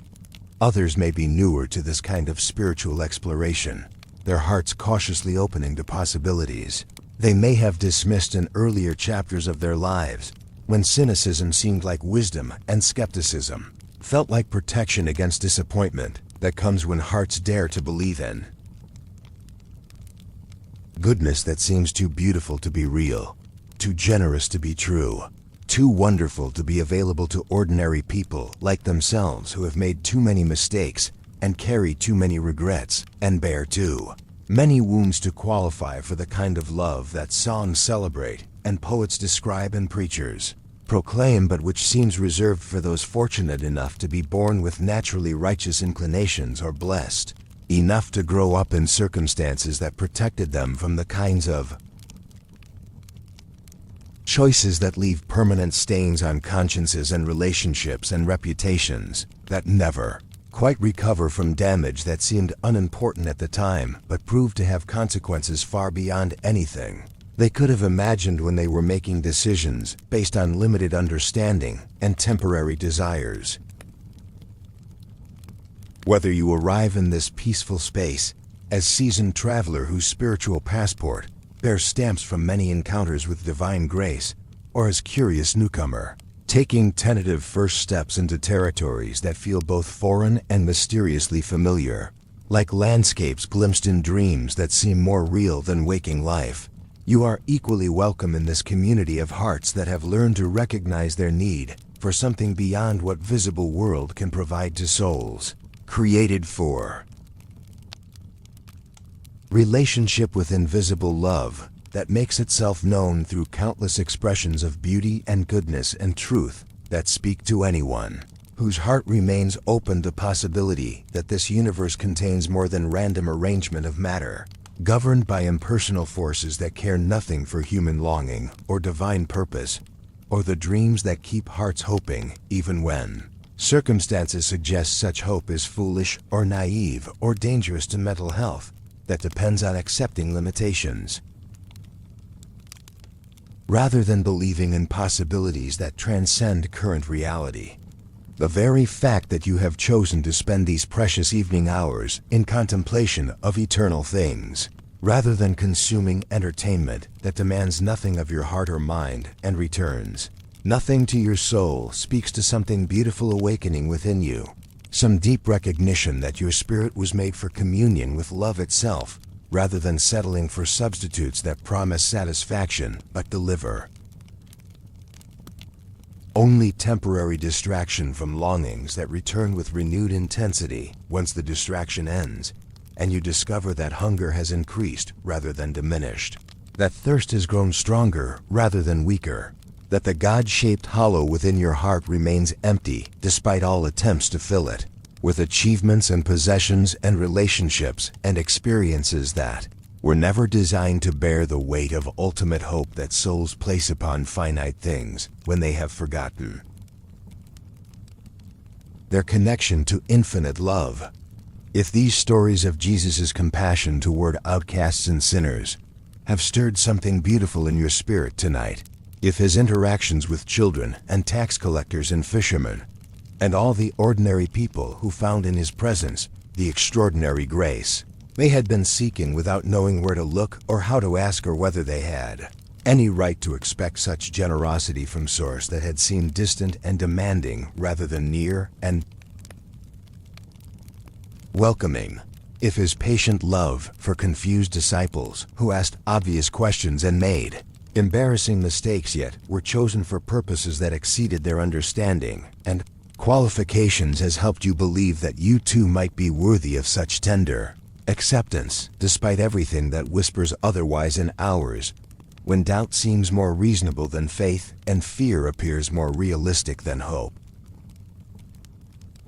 Then I want to extend to you the same invitation that Jesus offered to everyone whose path crossed his during those transformative years when love walked among us, wearing human face and speaking human language and demonstrating through every word and action what divine heart looks like when it beats in rhythm, with human hearts that have learned to trust completely. You are invited to become part of our growing family of fellow seekers who have discovered that spiritual rest is not luxury reserved for those who have achieved some level of spiritual maturity or theological understanding, but necessity as fundamental to human flourishing as food and water and air. That these quiet moments of encounter with divine love are not optional additions to life that can be postponed until more convenient seasons, when schedules allow for such indulgences, but essential nourishment for souls that were created for relationship with their Maker, and will never find true satisfaction in anything less than the love that spoke them into existence and sustains every heartbeat and every breath and every moment of consciousness, that allows them to recognize their need for something beyond what earth can provide to hearts that know they were made for heaven. By choosing to walk with us through these contemplative narratives, by allowing your heart to be touched by the same love that transformed fishermen into apostles and tax collectors, into evangelists and skeptics, into believers who were willing to sacrifice everything they had previously considered important for the sake of something infinitely more valuable.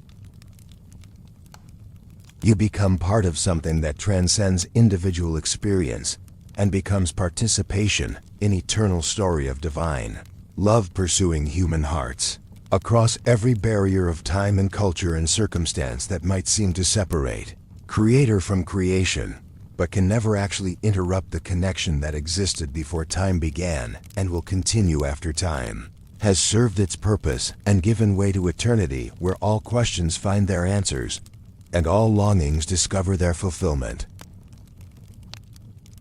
Your presence in this community matters more than you might realize, dear friend, because when you open your heart to receive divine love through these ancient stories, you create ripples that extend far beyond your individual experience to bless everyone whose path intersects with yours in days and weeks and months ahead. Everyone who encounters in your eyes something of the peace you have found, who hears in your voice something of the hope you have received, who senses in your presence something of the love that has claimed you as its own and will never let you go, regardless of what storms may come or what challenges may test your faith, or what disappointments may tempt you to doubt that such love is real and reliable and sufficient for every need that human hearts experience in their journey toward the home they have never seen but somehow know awaits them.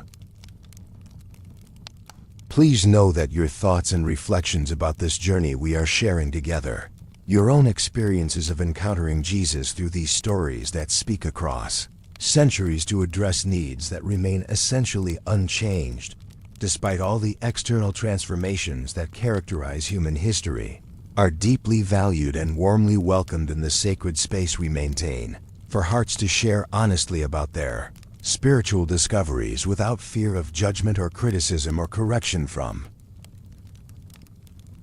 those who think they have progressed further along pathways that all lead to the same destination, where love waits with infinite patience for every wandering child to find their way home to arms that never grow tired of embracing prodigals returning from far countries, where they spent their inheritance on pleasures that promised much but delivered only emptiness.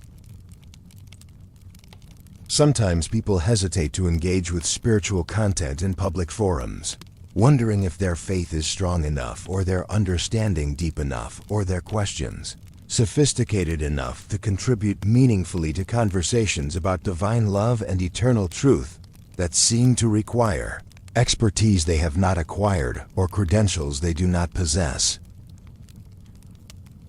But remember the disciples we have been observing in these stories. Ordinary men with extraordinary flaws who asked obvious questions and made embarrassing mistakes, yet were chosen by Jesus and entrusted with the most important message in human history, not because they were qualified by human standards, but because their hearts remained open to transformation through divine grace that specializes in using weak things to confound strong things, foolish things to shame wise things,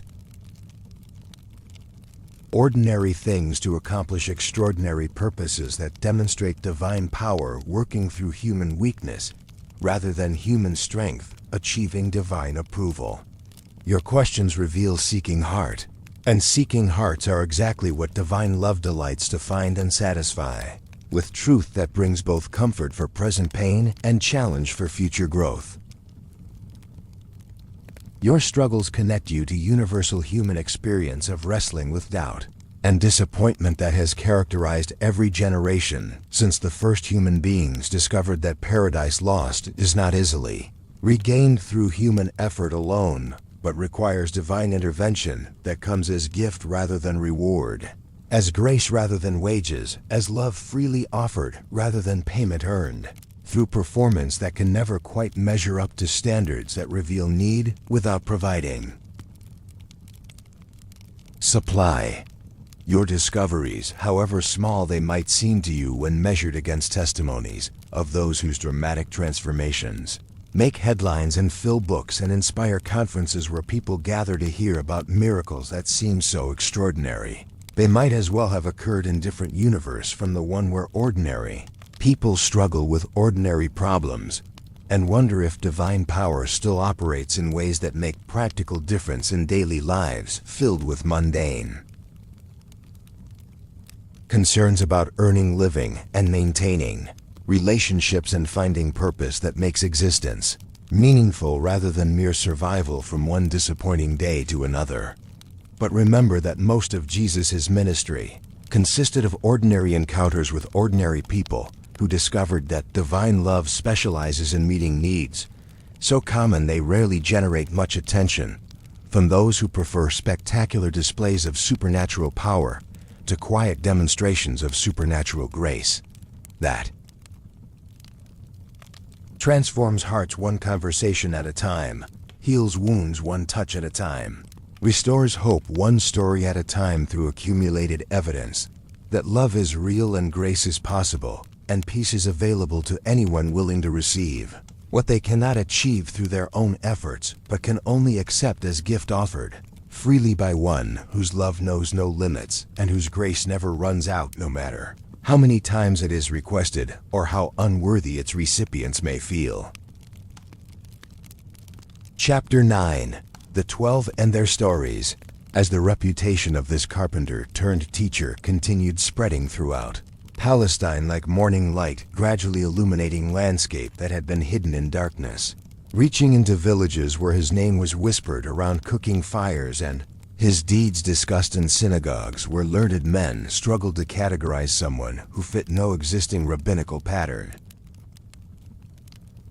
Jesus recognized the growing need for companions who could share not only in his daily ministry, but in his deeper mission of demonstrating divine love to a world that had almost forgotten what such love looked like, when clothed in human flesh and expressed through human relationships that transcended every barrier society had constructed to separate worthy from unworthy, clean from unclean, chosen from rejected by standards that often reflected human prejudice more than divine heart toward all creation. From among the larger group of followers who had begun gathering wherever he went, drawn by teachings that spoke to longings buried so deep in their hearts, they had almost forgotten such longings existed, attracted by healings that restored not just physical function, but hope for futures worth living. Inspired by presence that somehow made ordinary moments feel sacred and common encounters seem charged with eternal significance, Jesus chose 12 men to serve as his apostles, his sent ones, who would eventually carry his message to the ends of the earth, long after his physical presence had been removed from world that would never be the same for having received his visit.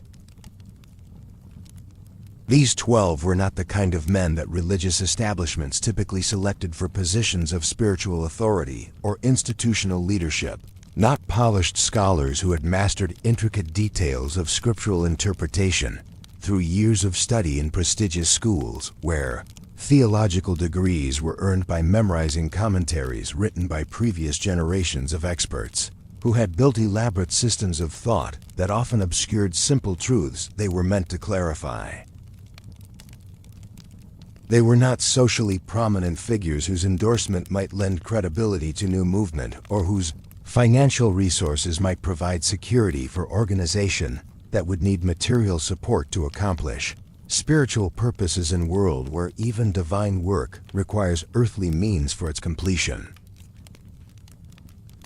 Instead, Jesus chose ordinary working men whose hearts remained tender enough to recognize divine love when it called their names and invited them into adventure beyond anything their limited imaginations could have conceived, whose souls had not been hardened by success that might make them feel self-sufficient or cynical about possibilities for transformation that seemed too good to be true to minds that had learned to expect disappointment rather than hope for fulfillment. Their selection revealed Jesus' consistent preference for potential over pedigree, for willingness over worthiness, for hearts ready to be transformed rather than minds already convinced of their own completeness or spiritual maturity that would make further growth seem unnecessary or unlikely. Simon, whom Jesus renamed Peter with prophetic insight that looked beyond present instability to future strength that would be forged through failures that taught him complete dependence upon divine grace rather than human determination, brought to their fellowship the passionate intensity of natural leader whose enthusiasm often exceeded his wisdom, but whose love for his master ran deeper than the sea from which he had drawn his living for so many years. Peter possessed the kind of personality that spoke first and thought later, that acted on impulse rather than careful reflection, that promised more than human strength could deliver, yet somehow always found reserves of divine grace sufficient for whatever challenges love placed before him when he learned to depend not on his own resources but on power that worked through weakness rather than despite it. His journey from fisherman to fisher of men would take him through depths of failure that would have destroyed lesser souls and heights of faithfulness that would inspire countless generations of believers who would find in his story encouragement for their own struggles with inconsistency and hope for their own potential despite present limitations that seemed to disqualify them for spiritual service or divine purposes that required stronger characters than they possessed according to their own honest self-assessment that made them wonder how God could possibly use such flawed instruments for such important work. Andrew, Peter's younger brother, brought quieter but equally devoted heart to their fellowship, possessing the kind of personality that preferred to work behind scenes rather than in spotlight that attracted his more dramatic sibling, whose greatest joy came not from public recognition of his own contributions, but from introducing others to the teacher who had changed his life in ways that made him want to share that transformation with everyone he met. Andrew had the gift of seeing potential in unlikely people and creating opportunities for them to encounter Jesus personally, beginning with his own brother and continuing throughout their years, together with consistent ministry of connection that built bridges between seeking hearts and the love they were seeking without always knowing how to find it or whether they deserved it or what it might cost them to receive it. His faithful service behind the scenes, his willingness to take secondary role while his brother received more attention and recognition, his persistent efforts to bring others into the circle of divine love, rather than focusing on his own advancement or spiritual development, demonstrated the kind of humble greatness that Jesus consistently praised above dramatic gestures that impressed crowds but sometimes concealed pride that sought glory for itself rather than directing all honor toward the source of every good gift and perfect blessing that flows from above to hearts that have learned to receive with gratitude rather than claiming credit for achievements that are actually expressions of divine grace working through human cooperation. James and John, the sons of Zebedee, whose father had built successful fishing enterprise that provided comfortable living for their family until Jesus called them to abandon nets and boats for adventure that would prove far more rewarding than any material success they might have achieved by continuing in commercial fishing that brought temporary security but could never satisfy longings for meaning and purpose that their souls recognized when they encountered someone whose mission connected individual lives to eternal purposes that would outlast every earthly kingdom and survive every temporal catastrophe that might threaten human institutions but could never defeat divine love. These brothers carried nicknames that revealed their fiery temperaments and quick reactions to anything that seemed to threaten or dishonor their beloved master. Earning title Sons of Thunder because of their readiness to call down divine judgment upon anyone who failed to receive Jesus with proper respect or showed insufficient appreciation for teachings that seemed so obviously true and beneficial that opposition could only be explained through willful blindness or deliberate wickedness that deserved immediate and severe punishment, rather than patient instruction that might eventually open closed minds and soften hardened hearts through persistent demonstration of love that refused to give up hope for transformation. Their passionate natures served them well in some situations where righteous indignation was appropriate response to injustice or boldness was needed to proclaim truth in hostile environments, but their reactions often required redirection from destructive impulses toward constructive expressions of their zeal for divine honor and human welfare. Under Jesus' patient influence that never tried to crush their spirits but rather channeled their energy into forms that would bless rather than burden those they were meant to serve, their capacity for righteous anger would be transformed into equally passionate love that would eventually cost them everything they had to give in service of others who needed what they had received through their relationship with one who had loved them enough to call them from comfortable mediocrity into glorious danger of living for purposes larger than personal satisfaction or individual security. Philip approached discipleship with careful, analytical mind of someone who liked to understand things thoroughly before committing himself completely to courses of action that might prove costly or difficult to reverse once begun, whose practical nature sometimes struggled with supernatural dimensions of following Jesus, but whose intellectual honesty kept him asking questions until he found answers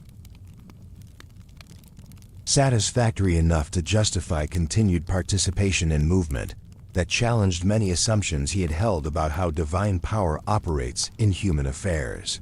When Jesus tested Philip's faith by asking how they could possibly feed a crowd of 5,000 people with resources that seemed laughably inadequate for such enormous task, Philip immediately began calculating costs and logistics with systematic precision that revealed his organized approach to problem solving, but also his inability to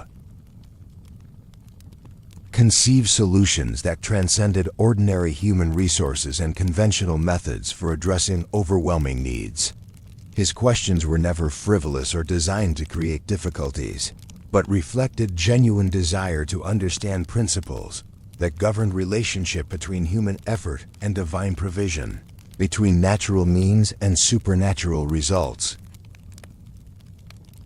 between faith that trusts completely and wisdom that plans carefully for contingencies that might arise when good intentions encounter practical obstacles that could derail even worthy projects unless adequate preparation has been made for challenges that experience suggests will inevitably appear to test commitment and resourcefulness of those who undertake ambitious endeavors for noble purposes.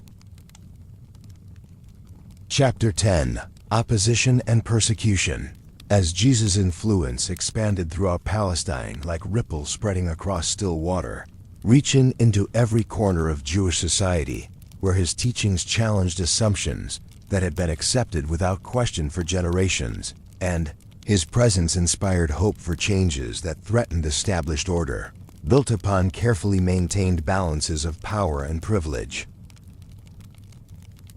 The religious and political authorities who benefited from existing arrangements began to recognize this carpenter from Nazareth not as welcome spiritual reformer whose message might strengthen their institutions, but as fundamental threat to systems through which they maintained control over populations, who had grown accustomed to looking to them for guidance about divine will and earthly responsibility.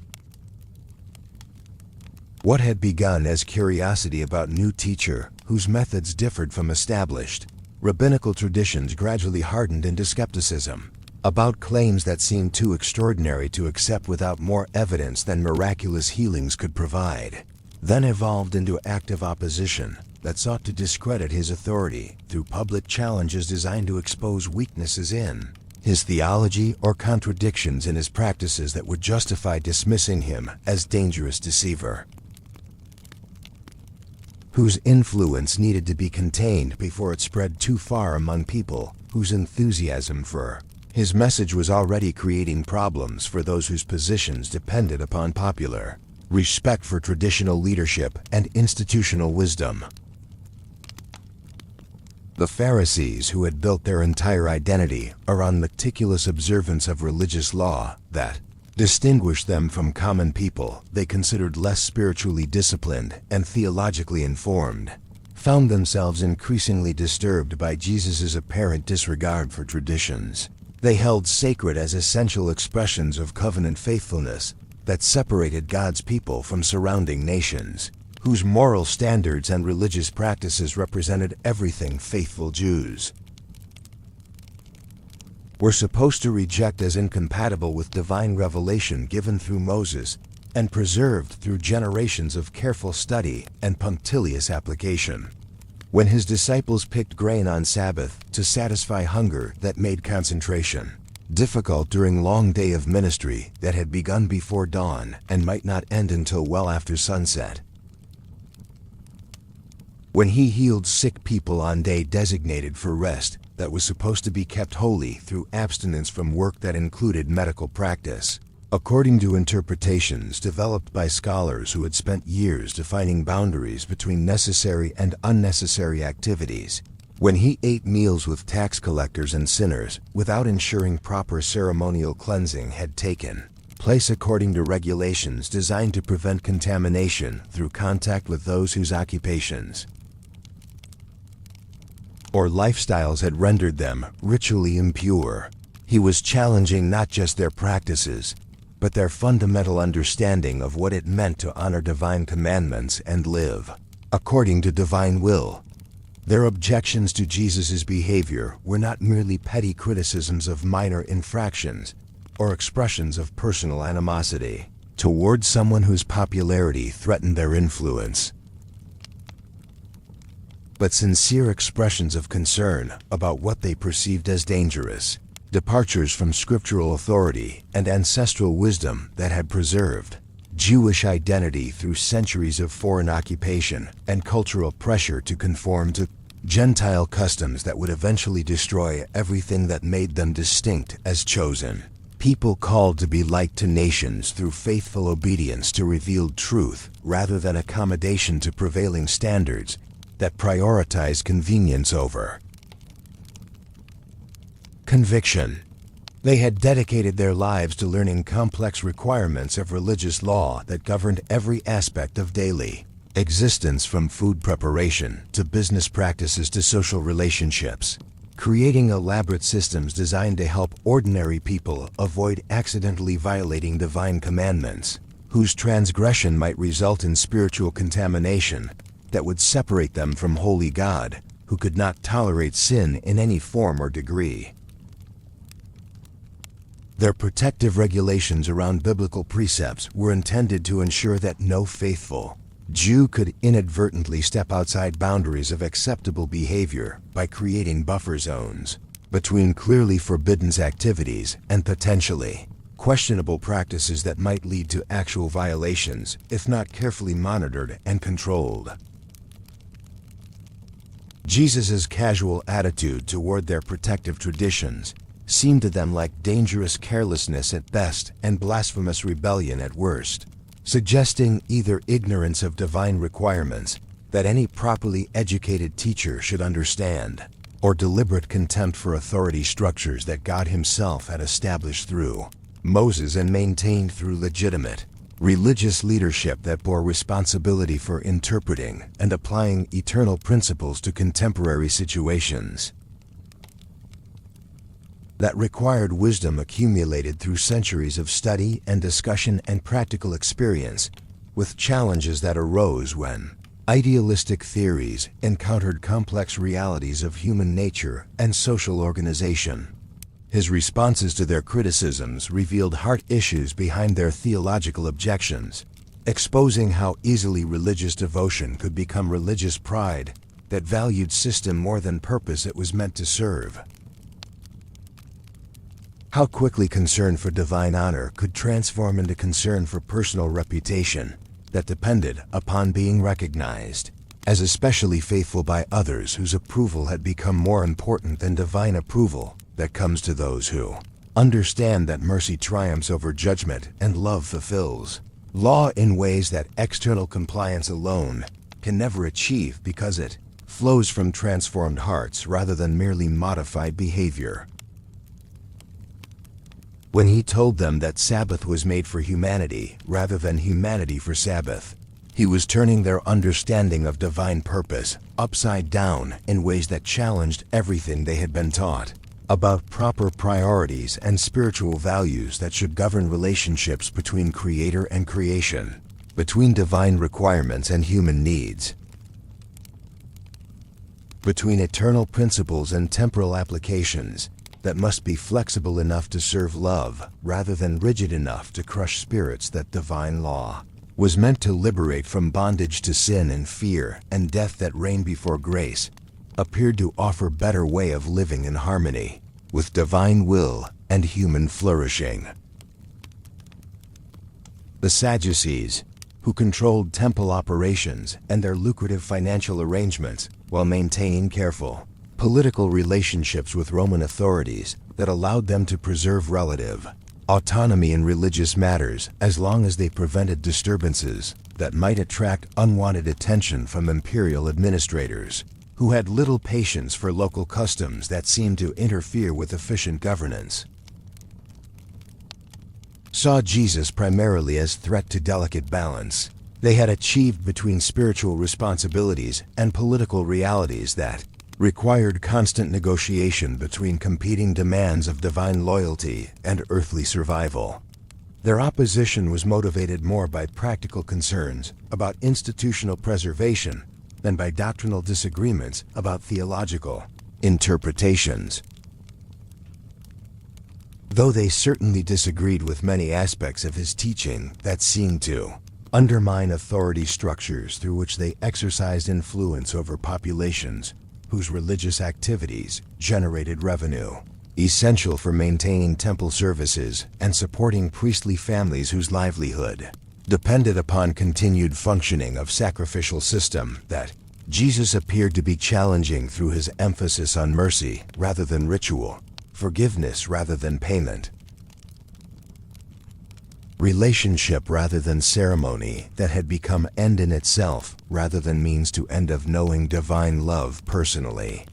They understood better than most how precarious their position had become under Roman rule that tolerated local religions only as long as they posed no threat to imperial interests or social stability that required cooperation from local leaders who could be trusted to maintain order among populations that might otherwise require military intervention to prevent rebellion or civil disturbance that would be costly for Rome and catastrophic for Jewish people who had already suffered enormous losses during previous conflicts with occupying forces that had shown no mercy to those who challenged their authority through violence or even passive resistance that could be interpreted as disloyalty. Chapter 11. The final journey to Jerusalem. The time had come for Jesus to set His face with unwavering determination toward Jerusalem, and everyone who knew him could sense the profound shift in his demeanor as he prepared for what he understood with divine clarity would be his final journey to the holy city, where prophets had always come to deliver their ultimate messages and often to die for truths that religious establishments found too threatening to tolerate. Where the greatest demonstration of divine love in human history would soon unfold before a world that desperately needed to witness such complete self-sacrifice offered freely for the sake of human redemption that could be accomplished through no other means than voluntary surrender of perfect life for imperfect lives that had no hope of salvation through their own efforts or achievements. The relaxed pace that had characterized his Galilean ministry, with its gentle rhythms of teaching beside lake shores, where crowds gathered like families around beloved teacher whose words brought comfort to troubled hearts and hope to discouraged spirits, was drawing to its close as he gathered his disciples for pilgrimage that would transform everything they thought they understood about divine power and human salvation, about earthly kingdoms and heavenly purposes, about victory that looks like defeat and strength that expresses itself through weakness that confounds human wisdom while revealing divine love in its purest form. His closest followers, men who had walked with him through countless villages where his presence had brought healing and restoration to lives, broken by disease and sin and despair, that had seemed permanent until divine love proved stronger than every force that opposes human flourishing. Recognized that something fundamental had changed in their master's attitude and approach to ministry that had previously seemed like pleasant journey through countryside filled with opportunities to demonstrate God's goodness to people who needed evidence that they were loved and valued despite their failures and limitations.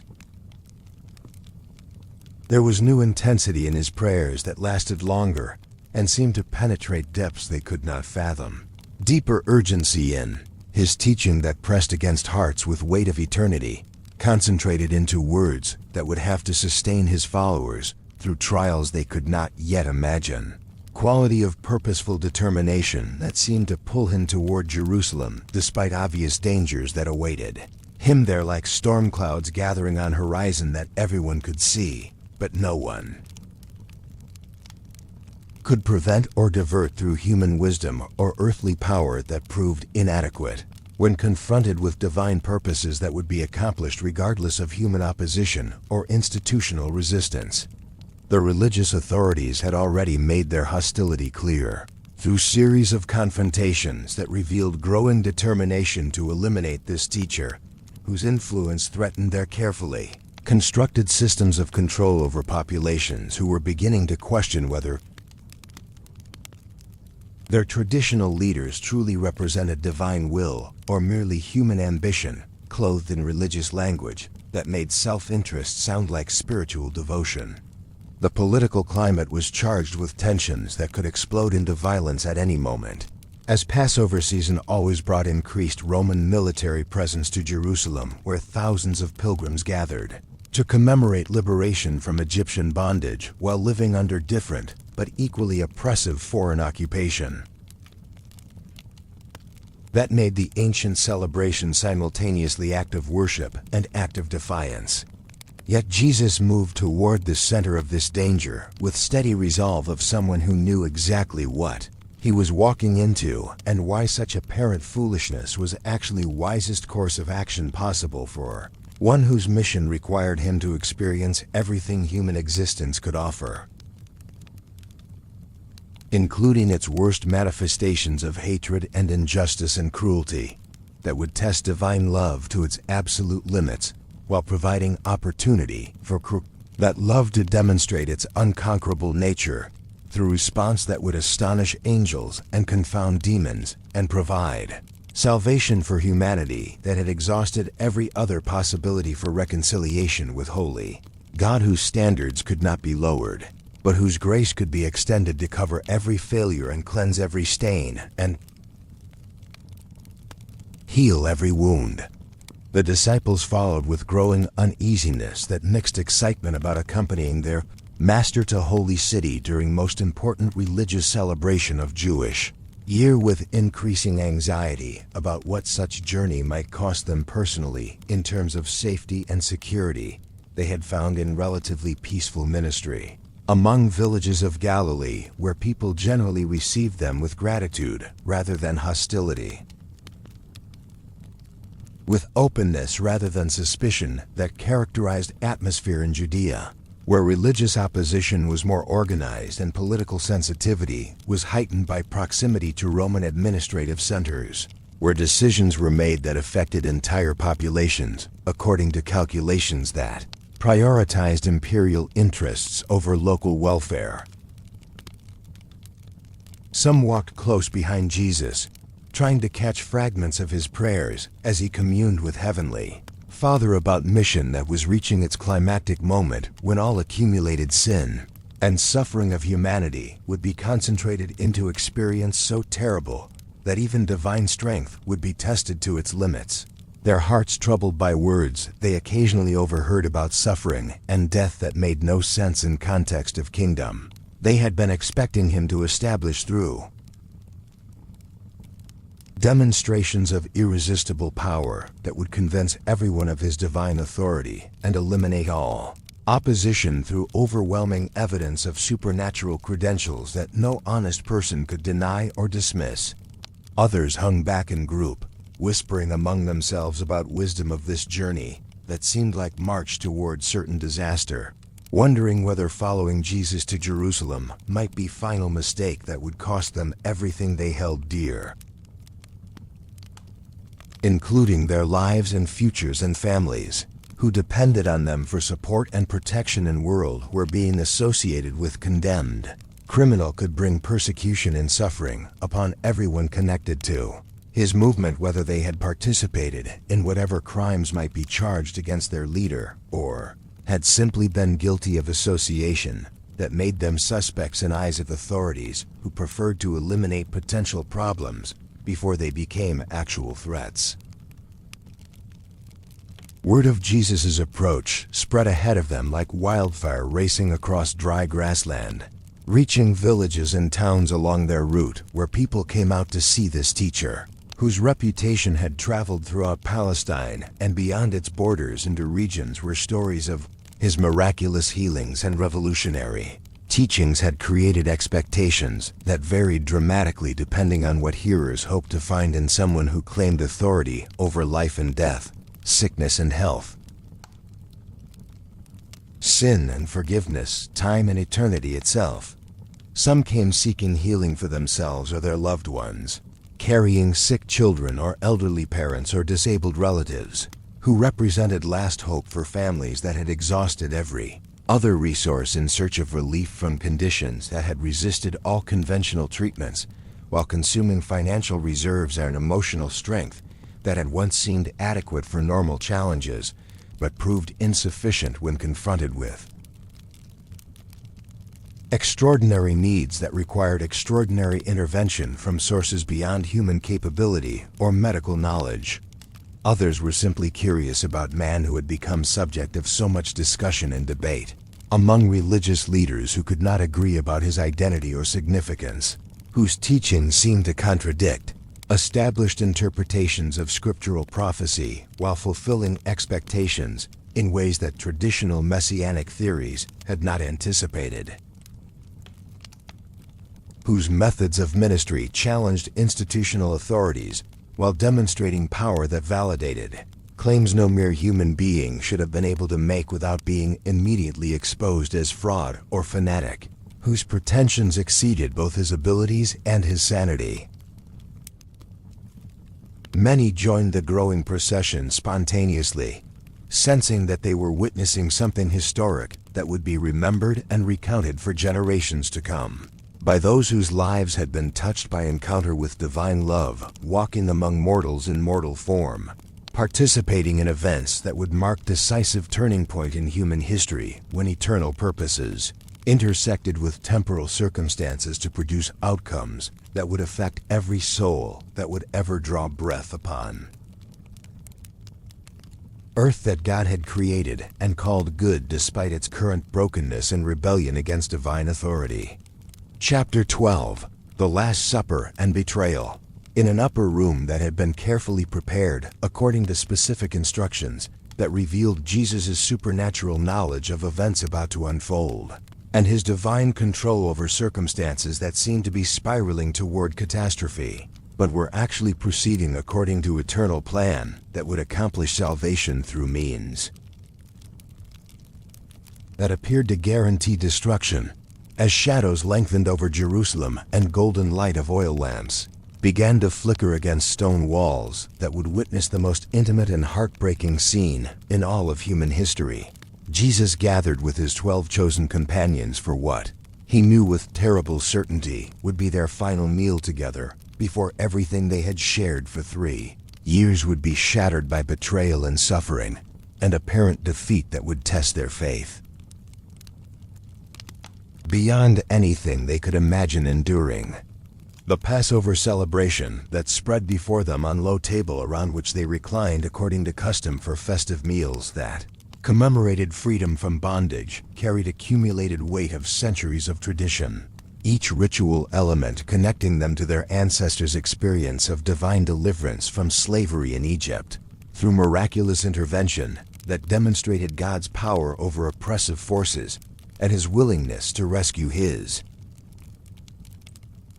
people when their situation seemed hopeless. Each prayer and symbolic food reminding of divine faithfulness to covenant promises that had sustained Jewish identity through generations of wandering in wilderness and waiting for ultimate redemption that prophets had promised would come through Messiah, whose arrival would establish kingdom of justice and peace that would extend to all nations. Tonight, these ancient symbols would be invested with entirely new meaning as Jesus transformed this memorial of past deliverance into foundation of future salvation that would extend beyond ethnic boundaries to embrace all humanity in scope of divine love that knew no limits based on race or culture or social status or moral performance, that typically determined who was considered worthy of divine favor according to human standards that reflected pride more than grace, exclusion more than inclusion, judgment more than mercy that characterized heart of God toward his creation. As they shared intimate fellowship that had sustained them through 3 years of ministry together, traveling from village to village where Jesus' teaching and healing had transformed countless lives while gradually building opposition from religious authorities who felt threatened by his influence over populations they had previously controlled through careful maintenance of complex systems designed to regulate every aspect of spiritual life according to interpretations that served institutional interests more than divine purposes or human needs. There was atmosphere of both celebration and underlying tension that none of them could quite identify or explain, despite growing sense that something momentous was approaching. Jesus seemed simultaneously peaceful and deeply moved, speaking with intensity that suggested these words carried eternal significance while displaying tenderness that revealed his infinite love for these imperfect men who had walked with him through miracles and controversies, triumphs that had lifted their spirits and disappointments that had tested their faith. Moments of clarity when divine purposes seemed obvious and periods of confusion when nothing made sense except their commitment to follow wherever he might lead them, regardless of cost that such loyalty might require in a world increasingly hostile to his message and suspicious of his motives. "I have eagerly desired to eat this Passover with you before I suffer," he told them with voice that carried both anticipation of what was to come and sorrow for what it would mean for those he loved more than his own life, whose welfare concerned him more than his own safety, whose future troubled him more than his own fate that had been determined before foundation of world was laid and time began its march toward moment when eternity would invade history through sacrifice that would appear to many like defeat but would actually represent ultimate victory of love over hatred, life over death, grace over judgment that condemned without offering hope for redemption. For I tell you, he continued with authority that came from perfect knowledge of divine plans that human minds could not grasp in their entirety, but could trust in their goodness, because they originated in heart of infinite love. I will not eat it again until it finds fulfillment in the kingdom of God. Words that hung in air like prophecy they could not decipher. Promise wrapped in mystery that would only become clear through devastating and glorious events of next 3 days that would challenge everything they thought they understood about power and weakness, success and failure, victory and defeat as measured by standards of kingdom that operates according to principles completely opposite from those that govern earthly realms. Before they began formal meal with its prescribed rituals and familiar prayers that connected every Jewish family to shared history of divine deliverance and ongoing hope for ultimate restoration of all things, according to divine purposes that transcended individual understanding but could be trusted because they flowed from wisdom and love that never failed those who committed their lives to divine will, even when that will led through valleys they would prefer to avoid. Jesus rose from his place at table and did something so shocking that it reduced his disciples to stunned silence as they tried to process what they were witnessing. He removed his outer garments with deliberate care that suggested profound significance in every action, wrapped towel around his waist like common servant preparing for menial labor, poured water into basin that would normally be used by household slaves for washing feet of guests, whose sandaled journey through dusty streets had left them in need of cleansing before they could properly participate in sacred meal, and began to perform work that even servants often tried to avoid, because it placed them in position of such humiliation that it seemed to violate human dignity that should be preserved regardless of social status or economic necessity.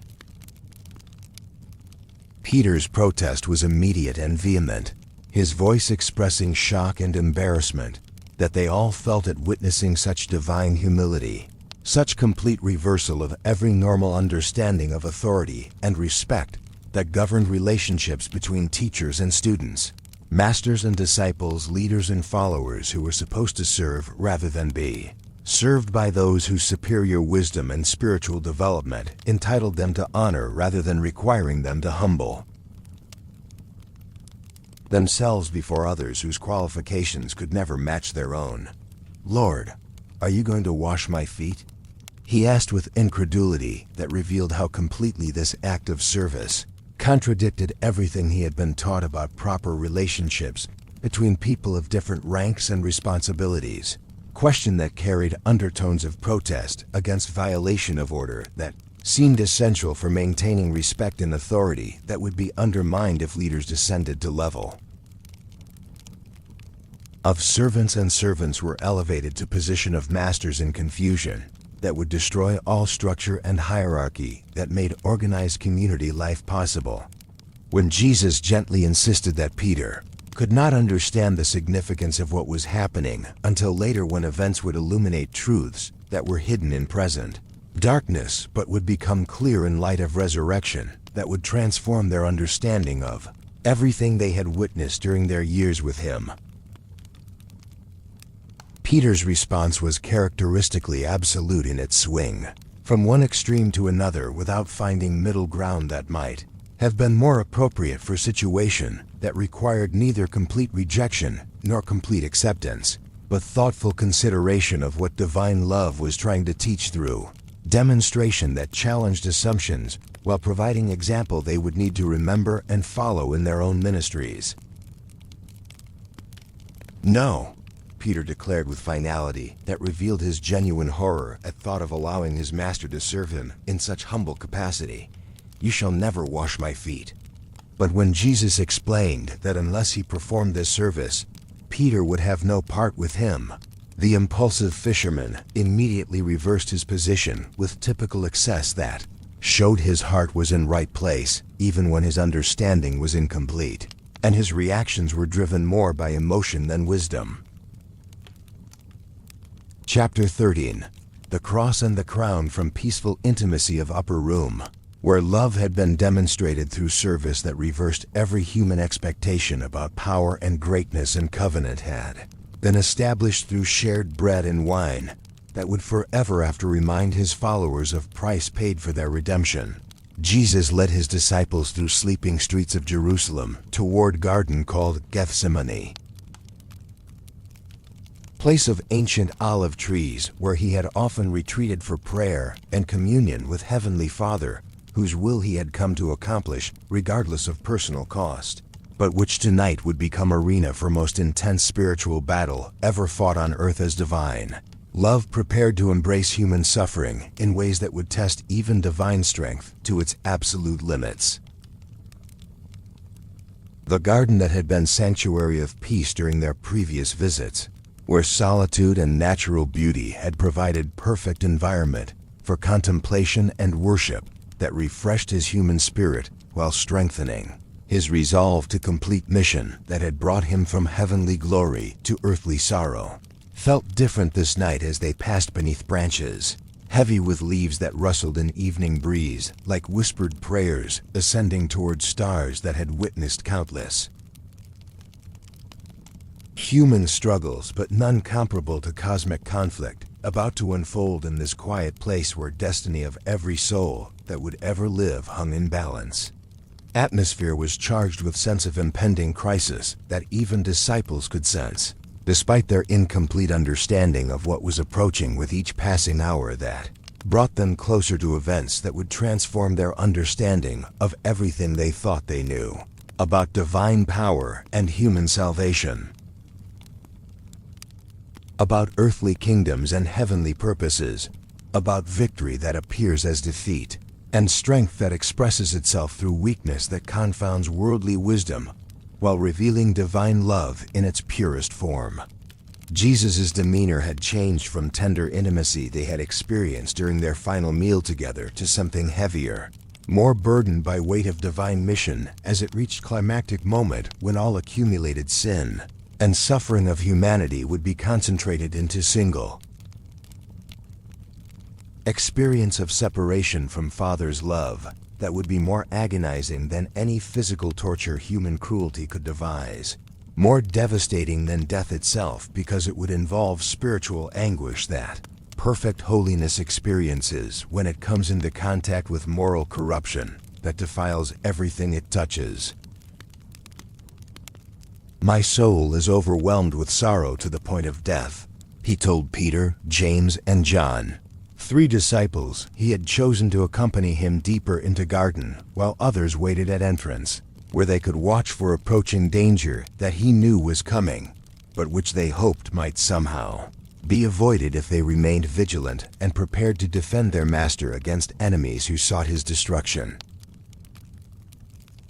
His words revealed profound humanity of one who was fully divine, showing that incarnation meant experiencing complete range of human emotion, including anguish so intense it threatened to crush even divine strength, revealing that salvation would be accomplished not through divine power that bypassed human suffering, but through divine love that entered fully into human experience, including its darkest moments. "Stay here and keep watch with me," he requested with voice that carried both authority of divine command and vulnerability of human need for companionship. During an hour when isolation would make agony even more unbearable, when loneliness would compound physical and spiritual torment into combination of sufferings that no human being had ever endured or ever could endure except for one whose perfect innocence made him capable of bearing guilt he had never earned while maintaining love for those whose guilt he was assuming as his own responsibility before divine justice that could not be satisfied by anything less than perfect payment for infinite debt. Moving beyond even these closest companions whose presence provided some comfort, but could not share burden that was his alone to carry, Jesus fell face down on ground that received his prostrate form like altar prepared for sacrifice that would surpass every offering ever made in human history. His face pressed against earth that would soon drink his blood, while his heart broke under pressure of divine Wrath against sin that he had never committed, but was willingly accepting as if it were. His own transgression against holy law that demanded perfect righteousness, and could accept nothing less than complete payment for every violation that had ever separated created beings from their Creator. "My Father," he prayed with voice that carried agony no human throat had ever expressed. Words torn from depths of divine nature wrestling with human nature in perfect unity, yet perfect tension, as two aspects of his being confronted reality of what perfect love was willing to endure for sake of imperfect creatures, who deserved judgment, but would receive mercy through substitute, who would experience their condemnation so they might experience his approval, if it is possible. "May this cup be taken from me." The cup he referenced in prayer that penetrated heavens and moved heart of eternal Father, whose love for his Son was matched only by his love for lost humanity that required this terrible sacrifice, was not merely physical death that would end his earthly ministry in pain and humiliation, that human enemies would interpret as victory over one who had claimed divine authority, but spiritual agony of bearing humanity's sin in his own person. Experiencing separation from divine love that sin creates, drinking full measure of divine wrath against human rebellion while maintaining perfect love for those whose rebellion he was taking upon himself voluntarily. This was punishment that belonged to every person who had ever lived or would ever live in disobedience to divine commands, concentrated into single experience that would satisfy justice while demonstrating mercy, that would maintain holiness while providing forgiveness, that would uphold law while offering grace to those who had broken law so completely that only perfect substitute could bridge gap between what they owed and what they could pay, between what divine righteousness required and what human effort could provide, between holy God and sinful humanity that yearned for reconciliation but possessed no means to achieve it through their own resources or achievements. Yet even in this moment of ultimate testing, when human nature recoiled from suffering that lay ahead and divine nature grieved over necessity that made such suffering unavoidable, if love was to triumph over justice without compromising either attribute of divine character that could not be violated even for sake of human salvation, Jesus concluded his prayer with words that secured redemption of everyone who would ever believe in him as substitute for their sins and source of their righteousness. Before God, who accepts Christ's perfect obedience in place of their disobedience, his perfect sacrifice in place of their deserved punishment. "Yet not as I will, but as you will," he surrendered with submission that revealed perfect harmony between Father and Son, even in moment when that harmony would be temporarily broken by sin-bearing that would separate them in ways that had never occurred in eternity past and would never occur again in eternity future. Making this moment unique in divine experience as love embraced suffering for sake of creatures who could never repay debt they owed or deserve grace they received through price paid by one who owed nothing but gave everything. 3 times he prayed this prayer of ultimate surrender, and 3 times he returned to find his disciples sleeping despite his request that they keep watch with him during hour of greatest need when human companionship might have provided some small comfort to ease. Isolation that made spiritual agony even more unbearable. Their failure revealed human inability to comprehend or participate in depths of what divine love was willing to endure for their salvation, their weakness that contrasted sharply with his strength, their unconsciousness during his consciousness of approaching agony that would accomplish their redemption. "Couldn't you men keep watch with me for 1 hour?" he asked Peter, disciple who had promised to die with him only hours earlier, but now could not stay awake to pray with him during final preparation for sacrifice that would save his soul and souls of countless others who would believe in coming centuries. His words revealed not anger at their failure, but loneliness that made suffering more profound. Isolation that comes when those we love most cannot stay present with us in our darkest Moments of testing that reveal how alone we ultimately are in our deepest struggles. Watch and pray so that you will not fall into temptation, he warned with gentle instruction that showed his concern for their spiritual welfare even while facing his own spiritual crisis that would determine eternal destiny of human race. The spirit is willing, but the flesh is weak, he observed with understanding born from his own experience of tension between divine mission and human nature that preferred comfort to suffering, safety to danger,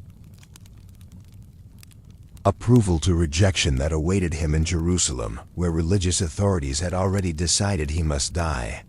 As Jesus emerged from his final time of prayer, face radiant with peace that comes from complete surrender to divine will, despite costs such surrender would require, strengthened by angelic ministry that had been sent from heaven to prepare him for ordeal ahead, while confirming Father's approval of Son's willingness to drink cup that had been prepared for him before foundation of world was laid. Sound of approaching footsteps and flickering torches broke garden's sacred silence with harsh intrusion of human hatred into divine love's moment of supreme preparation.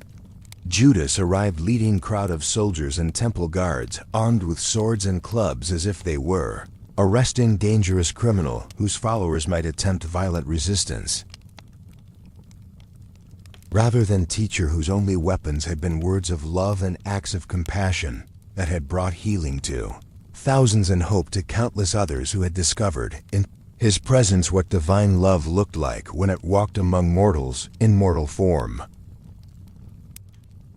The betrayal was accomplished through kiss, traditional greeting between rabbi and disciple perverted into signal for arrest, intimacy weaponized for treachery, trust transformed into most infamous act of betrayal in human history that would forever after serve as warning about what happens when hearts choose silver over loyalty, temporary gain over eternal treasure,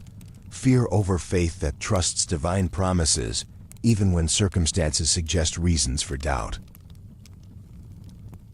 Yet even in this moment of ultimate rejection by one of his chosen companions, Jesus called Judas friend and asked why he had come, extending grace to very one who was delivering him to his enemies, offering love even to heart that had chosen material reward over spiritual relationship, demonstrating mercy toward one whose betrayal would accomplish divine purposes, while destroying betrayer's soul through guilt that no amount of silver could ease or earthly pleasure could diminish.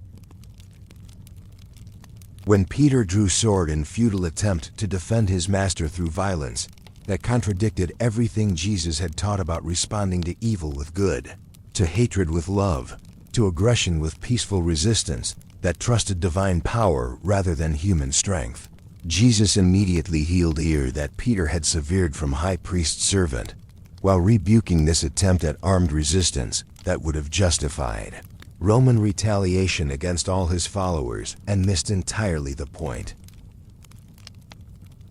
of his mission that required him to submit to human injustice in order to provide divine justice for those who would never experience it any other way.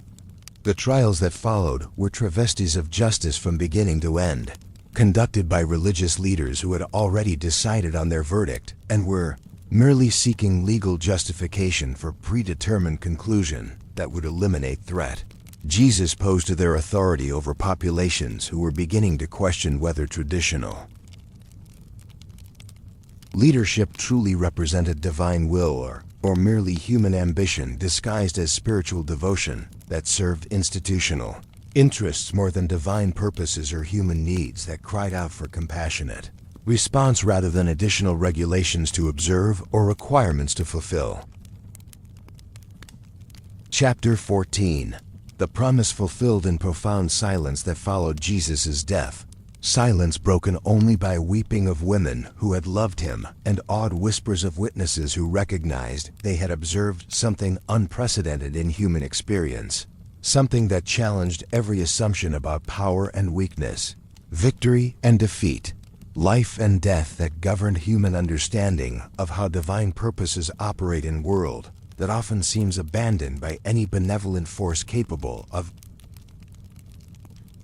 intervening on behalf of those who suffer through no fault of their own. Very fabric of creation seemed to hold its breath as earth and heaven processed completion of most significant event in human history. The Roman centurion who had supervised countless executions during his military career, professional soldier accustomed to witnessing death in its most brutal forms without allowing emotion to interfere with duty that required him to maintain order among crowds that gathered to watch public punishment designed to deter crime through display of consequences that awaited those who challenged imperial authority or violated laws that maintained peace essential for commerce and governance, found himself compelled to acknowledge what he had observed during these 3 hours when darkness covered earth and temple veil was torn and rocks split as if nature itself was responding to event that transcended natural categories. Surely this was righteous man,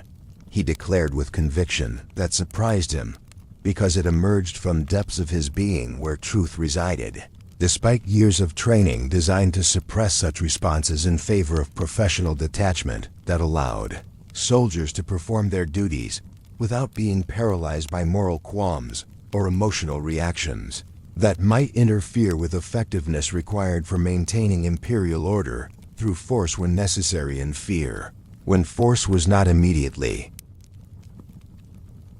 available. According to some accounts that circulated among early believers whose testimonies were carefully preserved by those who recognized their historical significance, the centurion went even further in his acknowledgement of what he had witnessed, declaring with authority earned through years of observing human behavior, under extreme stress that revealed true character when all pretense was stripped away. Truly this man was Son of God. Words that carried weight because they came from someone who had no religious or political motivation to make such statement, but was simply reporting what his trained eye had observed during execution that differed from every other execution he had supervised in ways that defied natural explanation. As evening approached and Sabbath drew near according to Jewish reckoning, that began new day at sunset rather than sunrise, creating urgency for proper burial procedures that had to be completed before Holy Day, commenced with its restrictions on work that included handling dead bodies. Joseph of Arimathea, wealthy member of ruling council who had been secret follower of Jesus throughout his ministry but had lacked courage to publicly identify himself with teacher whose popularity among common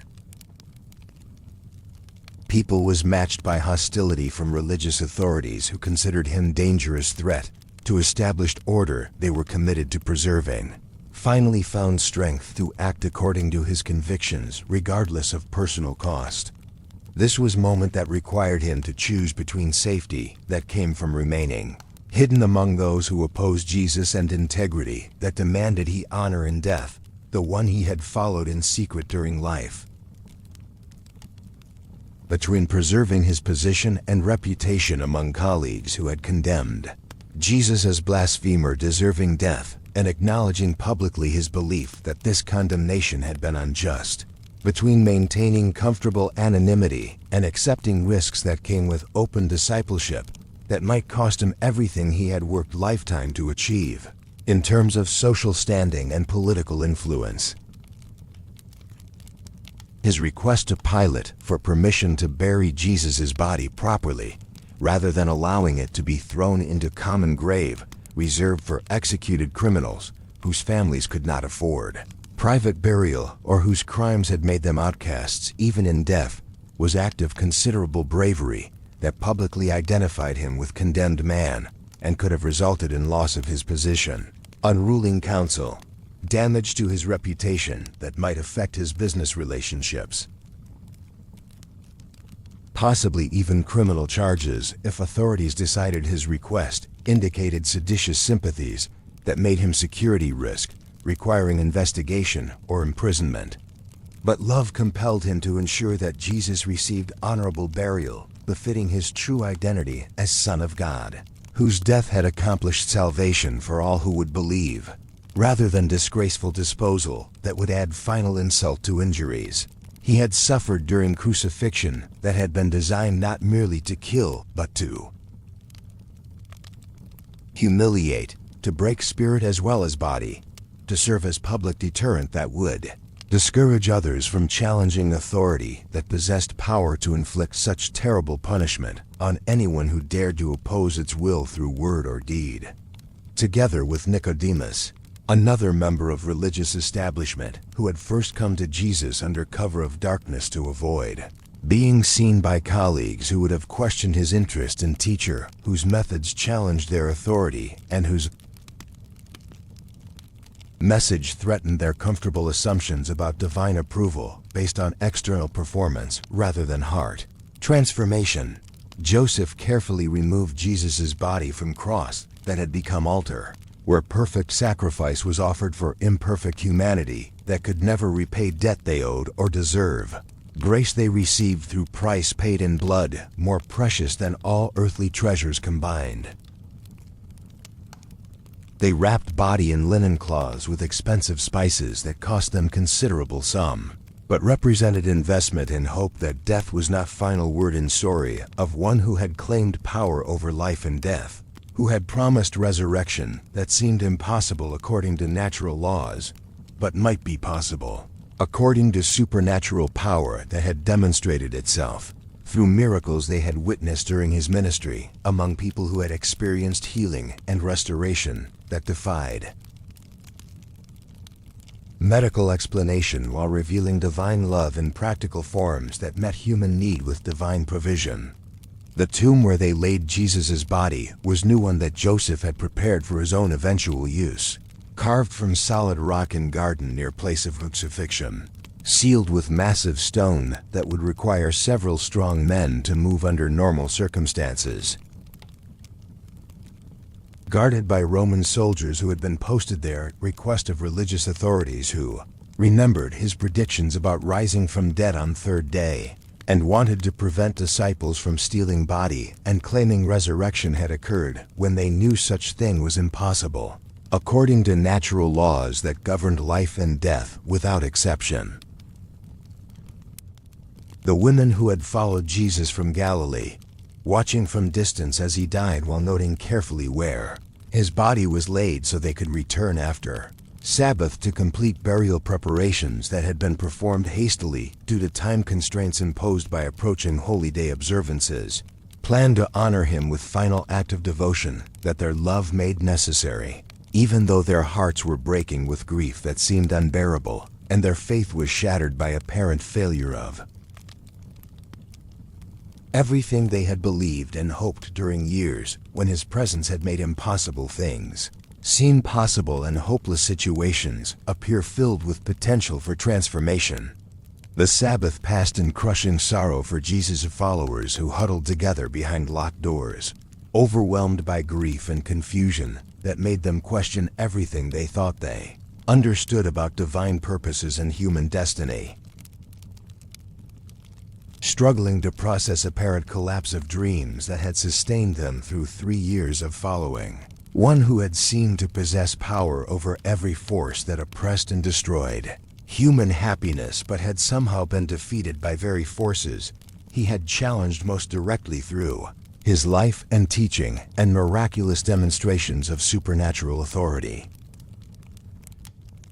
But while they mourned what appeared to be ultimate victory of hatred over love, death over life, despair over hope that had seemed so bright and beautiful during days when Jesus had walked among them bringing healing to sick and comfort to mourning and good news to poor who had been forgotten by everyone else but were remembered by divine love that noticed every need and responded to every cry for help with grace sufficient for every circumstance that tested human endurance beyond its apparent limits. Something unprecedented was stirring in tomb where his body had been laid. Early on first day of week, before dawn had fully broken over Jerusalem, still sleeping in aftermath of Passover, celebration that had been overshadowed by execution that had shocked even those who had demanded it, Mary Magdalene made her way to tomb carrying spices to anoint Jesus' body. her heart heavy with sorrow, but her devotion compelling her to perform final act of service for one who had transformed her life by freeing her from demons that had tormented her and giving her purpose and identity and hope she had never imagined possible before. He spoke her name and called her into fellowship that had become more precious than life itself. When she arrived at Garden Tomb, she discovered something that challenged every assumption about permanence of death and finality of separation that death creates between those who remain and those who depart. Something that would transform her grief into joy, her despair into hope, her questions into certainty about divine love's ultimate victory over every force that opposes human flourishing, and divine purposes that will not be defeated by temporary appearances of failure or loss that break hearts but cannot break love that holds universe together. Chapter 15. Until we meet again in peace. Hear a gentle conclusion of our sacred journey together through life and love of Jesus Christ. As peaceful darkness of night settles around you like most comforting embrace that speaks of divine care for every detail of your existence, and your breathing naturally deepens into rhythm of blessed rest that comes from knowing you are held by arms that will never grow weary of carrying you through every trial and every joy that awaits you in days ahead. I want to pause with you in profound gratitude for these precious hours we have shared, walking together through most beautiful and transformative story ever told, experiencing together love that has changed countless hearts across centuries and continues changing hearts tonight, including your own precious heart that has been touched by grace in ways that will echo through your tomorrows and influence your relationships and illuminate your understanding of what it means to be beloved child of God who created you for joy rather than sorrow, for peace rather than anxiety, for love rather than fear that masquerades as wisdom, but is really just another form of doubt that questions divine goodness. We began this evening with you carrying whatever burdens today had placed upon your shoulders, perhaps feeling overwhelmed by responsibilities that seemed to multiply faster than your strength to meet them, possibly questioning your worth or wondering if there truly existed love in this universe that knew your name and cared about your deepest needs and longest struggles that sometimes feel too heavy for human heart to bear without breaking under weight of disappointment and discouragement that accumulates like dust on traveler's cloak, making each step more difficult and each breath more labored as journey continues through terrain that often seems designed to test endurance beyond reasonable limits. We conclude with you resting securely in embrace of that very love we have encountered together, surrounded by truth that you have never been alone and never could be alone, because you are cherished beyond your ability to comprehend by one who spoke galaxies into existence, yet pays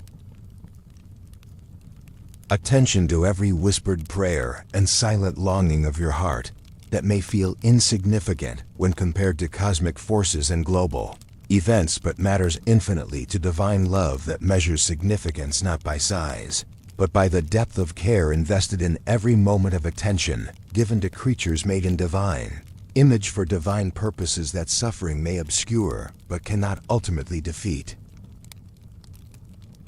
The Jesus we have met together in these quiet hours is not merely figure from ancient history, confined to pages of old books or memories of civilizations that have crumbled into dust, but living presence who reaches across every barrier of time and space to touch tired hearts exactly like yours, to offer rest to weary souls exactly like yours, to extend forgiveness and acceptance to imperfect people exactly like you and me, who need grace more than we need anything else this world could offer,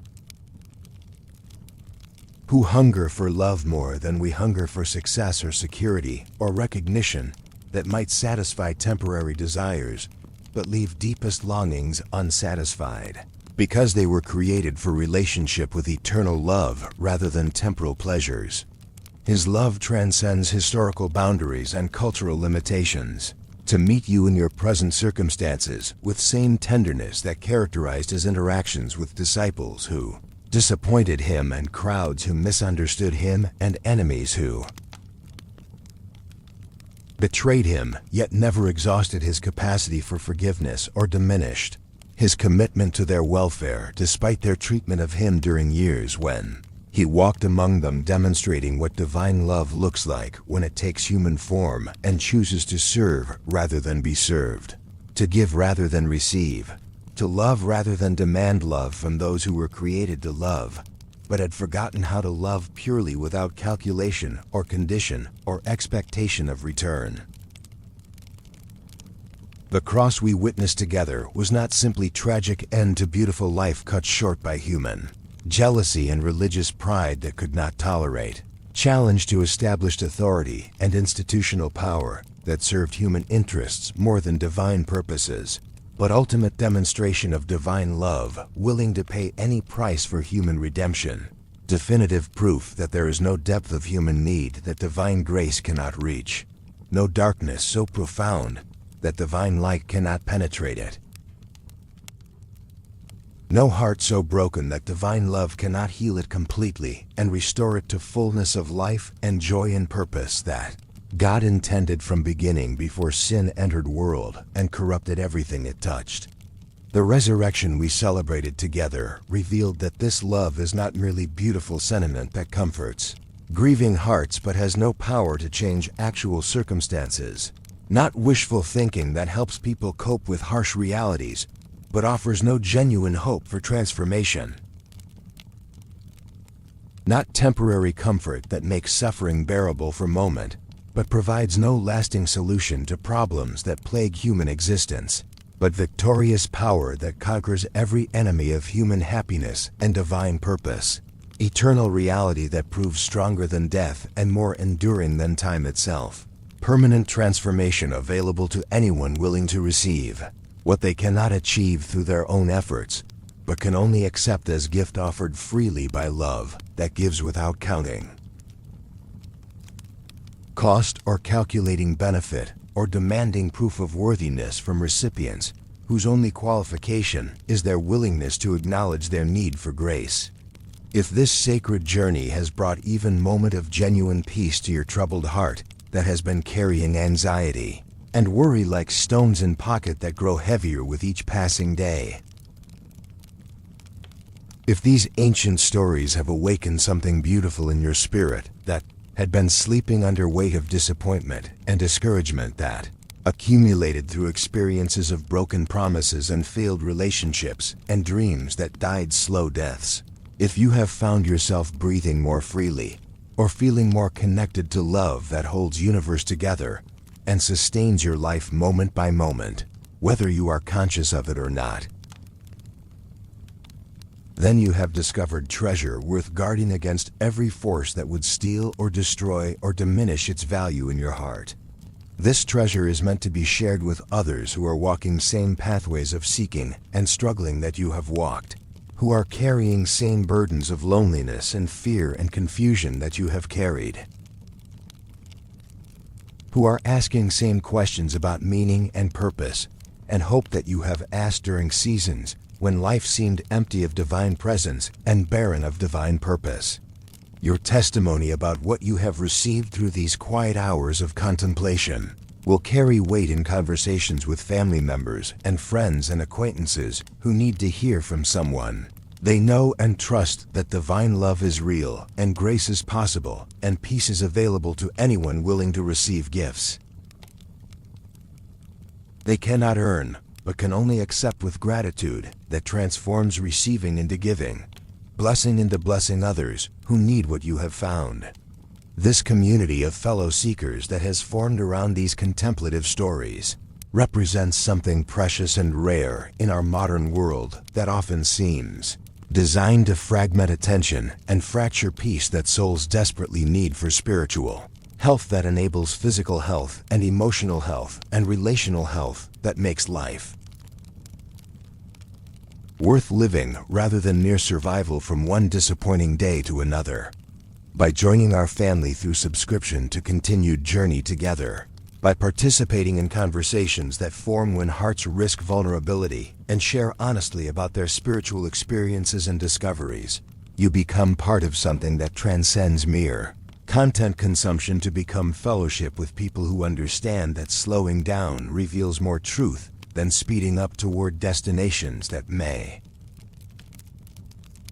not be worth reaching if process of reaching them destroys souls that were created for joy rather than achievement, for love rather than success measured by standards that satisfy world but leave hearts empty. Your voice matters tremendously in sacred conversation we maintain together across continents and cultures. Your reflections and experiences adding unique threads to tapestry of testimony that encourages every heart that encounters it to believe in possibilities for transformation and healing that divine love makes available to anyone whose heart remains open to receiving what pride would reject and fear would refuse and cynicism would dismiss as too good to be true when it is actually too good not to be true because it originates in heart of infinite goodness that cannot lie or deceive or promise what it does not intend to deliver in fullest measure, pressed down and shaken together, and running over into lives that have learned to hold loosely everything earth offers while holding tightly everything heaven provides. Please know that your thoughts about this journey we have shared together tonight, whatever particular moments in Jesus' story have spoken most directly to your own need for hope or healing or forgiveness, or simply assurance that you matter to someone whose love never fails, are deeply valued and warmly welcomed in comments, where hearts can share honestly about their spiritual journeys without fear of judgment from those who think they have progressed further along pathways that all lead to same destination, where love waits with infinite patience for every wandering child to find their way home to arms that never grow tired of embracing prodigals returning from far countries, where they spent their inheritance on pleasures that promised satisfaction but delivered only emptiness that taught them to appreciate riches they had abandoned. Sometimes people hesitate to engage with spiritual content in public forums, wondering if their faith is strong enough, or their understanding deep enough, or their questions sophisticated enough to contribute meaningfully to conversations about divine love and eternal truth that seem to require theological expertise they have not acquired through formal education or spiritual credentials they do not possess through institutional affiliation. But remember, disciples we have observed throughout these stories, ordinary men with extraordinary flaws who asked obvious questions and made embarrassing mistakes, yet were chosen by Jesus and entrusted with most important message in human history because their hearts remained open to transformation through divine grace that specializes in using weak things to accomplish strong purposes, foolish things to demonstrate divine wisdom, ordinary things to reveal extraordinary love. Your questions reveal seeking heart, and seeking hearts are exactly what divine love delights to find and satisfy with truth that brings both comfort for present struggles and hope for future possibilities that seem impossible according to human limitations, but become possible through divine power working in cooperation with human faith that trusts completely even when understanding remains incomplete. Your struggles connect you to universal human experience of wrestling with doubt and disappointment that has characterized every generation since paradise was lost and people began wondering whether it could ever be regained through anything other than divine intervention that comes as gift rather than reward earned through religious performance or moral achievement that always falls short of perfect righteousness required for fellowship with perfectly holy God. Your discoveries, however small they might seem when measured against dramatic testimonies of those whose supernatural encounters, make headlines and inspire conferences where people gather to hear about miracles that seem extraordinary when they are actually expressions of divine love that operates constantly in ways both spectacular and subtle, both obvious and hidden, both immediate and gradual according to divine wisdom that knows exactly what each heart needs and provides it in perfect timing through perfect, means that serve perfect purposes even when those purposes remain mysterious to human. Understanding that sees only fragments of divine plan that encompasses all time and eternity, and every soul that has ever lived or ever will live. In weeks and months ahead, we will continue exploring stories that possess power to heal wounded hearts and restore hope to discouraged spirits, journeying together through experiences of saints and mystics who discovered divine presence in desert solitudes and mountain retreats, where silence taught them truths that noise obscures and solitude revealed relationships that crowds complicate. Learning how their encounters with divine love can illuminate our own spiritual paths and provide practical wisdom for contemporary challenges that sometimes seem insurmountable, but are never beyond reach of grace that specializes in making possible what seems impossible, healing what seems incurable, restoring what seems irreparably broken. We will meditate on ancient prayers and psalms that have sustained believers through persecution and prosperity, through seasons of abundance when gratitude came easily and times of desperate need, when faith required supernatural strength to continue believing in divine goodness despite circumstances that suggested otherwise, always finding in these timeless expressions of human longing and divine response fresh resources for whatever difficulties or joys we may be facing in our own journey toward home we have never seen but somehow know awaits us. Each story we explore together will be crafted with same loving care as tonight's journey, designed to help you transition from whatever anxieties have marked your day to blessing of peaceful rest that comes from knowing you are completely loved by someone whose love never changes regardless of how circumstances change. Always intended to remind you that you are precious beyond your ability to comprehend and valuable beyond any price that could be paid, except the price that was paid on cross, where divine love proved its commitment to your welfare by sacrificing everything for your salvation.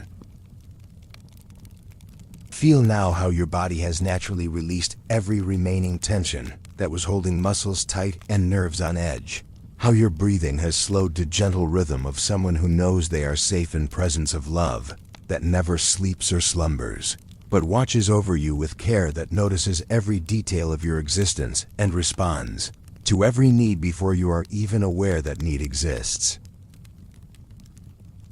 How your heart has found its natural pace of rest and atmosphere of grace that surrounds you whether you feel it or not, that sustains you whether you acknowledge it or not, that loves you whether you understand it or not. As sleep begins to claim your consciousness, carrying you from wakefulness into blessed unconsciousness, where divine love continues its healing work in regions of your soul too deep for conscious awareness to reach, but not too deep for divine grace to penetrate with restoration. That happens during rest when defenses are lowered and hearts are open to receive gifts they might refuse during waking hours when pride suggests they should be self-sufficient and fear whispers they are not worthy of such generous attention from source of all good things. Let your final conscious thoughts be filled with gratitude for love you have encountered tonight, for peace that has taken root in your heart, like seed that will continue growing even while you sleep, producing fruit of joy and hope and renewed strength for whatever tomorrow may bring in terms of opportunities to experience and express love that has claimed you as its own. You are falling asleep tonight, not merely into natural rest that restores physical energy, but into everlasting arms that have held every believer who has ever found peace in divine love, every heart that has ever been healed by divine grace, every soul that has ever discovered their true identity as beloved child of God, who created them for relationship with himself and destines them for eternal joy in Avu joy, in his presence where every tear will be wiped away and every sorrow transformed into happiness that lasts forever because it originates in source that never runs dry, never fails, never disappoints those who trust completely. Sweet dreams, precious child of divine love, knowing you are beloved beyond your ability to understand, accepted beyond your ability to earn, held by love stronger than death and more enduring than time itself that will never let you go. Regardless of what storms may come, or what challenges may test your faith, or what changes may occur in external circumstances that cannot touch eternal relationship you have with one who knew you before you were born and will love you long after earthly journey has ended and heavenly journey has begun in realms where love reigns supreme and peace flows like river that never runs dry. Until we meet again in this sacred space where weary hearts find rest and searching souls discover home they have always been seeking. May you know beyond any doubt that you are treasured, you are valued, you are exactly who divine love created you to be.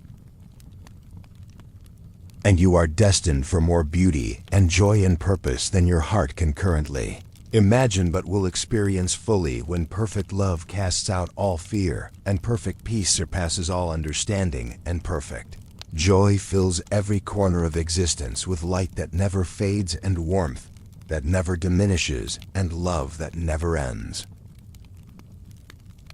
Rest now in perfect peace, surrounded by perfect love, held by perfect grace that covers every imperfection and transforms every weakness into strength, every failure into learning, every ending into new beginning filled with possibilities as infinite as love that created you and will never stop believing in wonderful person you are becoming through divine transformation, working patiently in depths of your being until that day when faith becomes sight and hope becomes reality and love becomes everything you have always known. It was meant to be in heart that was made for eternity. Good night, dear one, and may divine love fill your dreams with visions of glory that awaits you. May angels watch over your sleep with protection that never fails. And may you awaken tomorrow refreshed not only in body, but renewed in spirit, ready for another day of walking in love that makes every ordinary moment sacred and every simple act of kindness participation in divine purposes that extend far beyond what eyes can see or minds can comprehend, but hearts can know through faith that trusts completely in love that never fails. Amen and amen, beloved friend. Sleep peacefully in arms of infinite love until we meet again.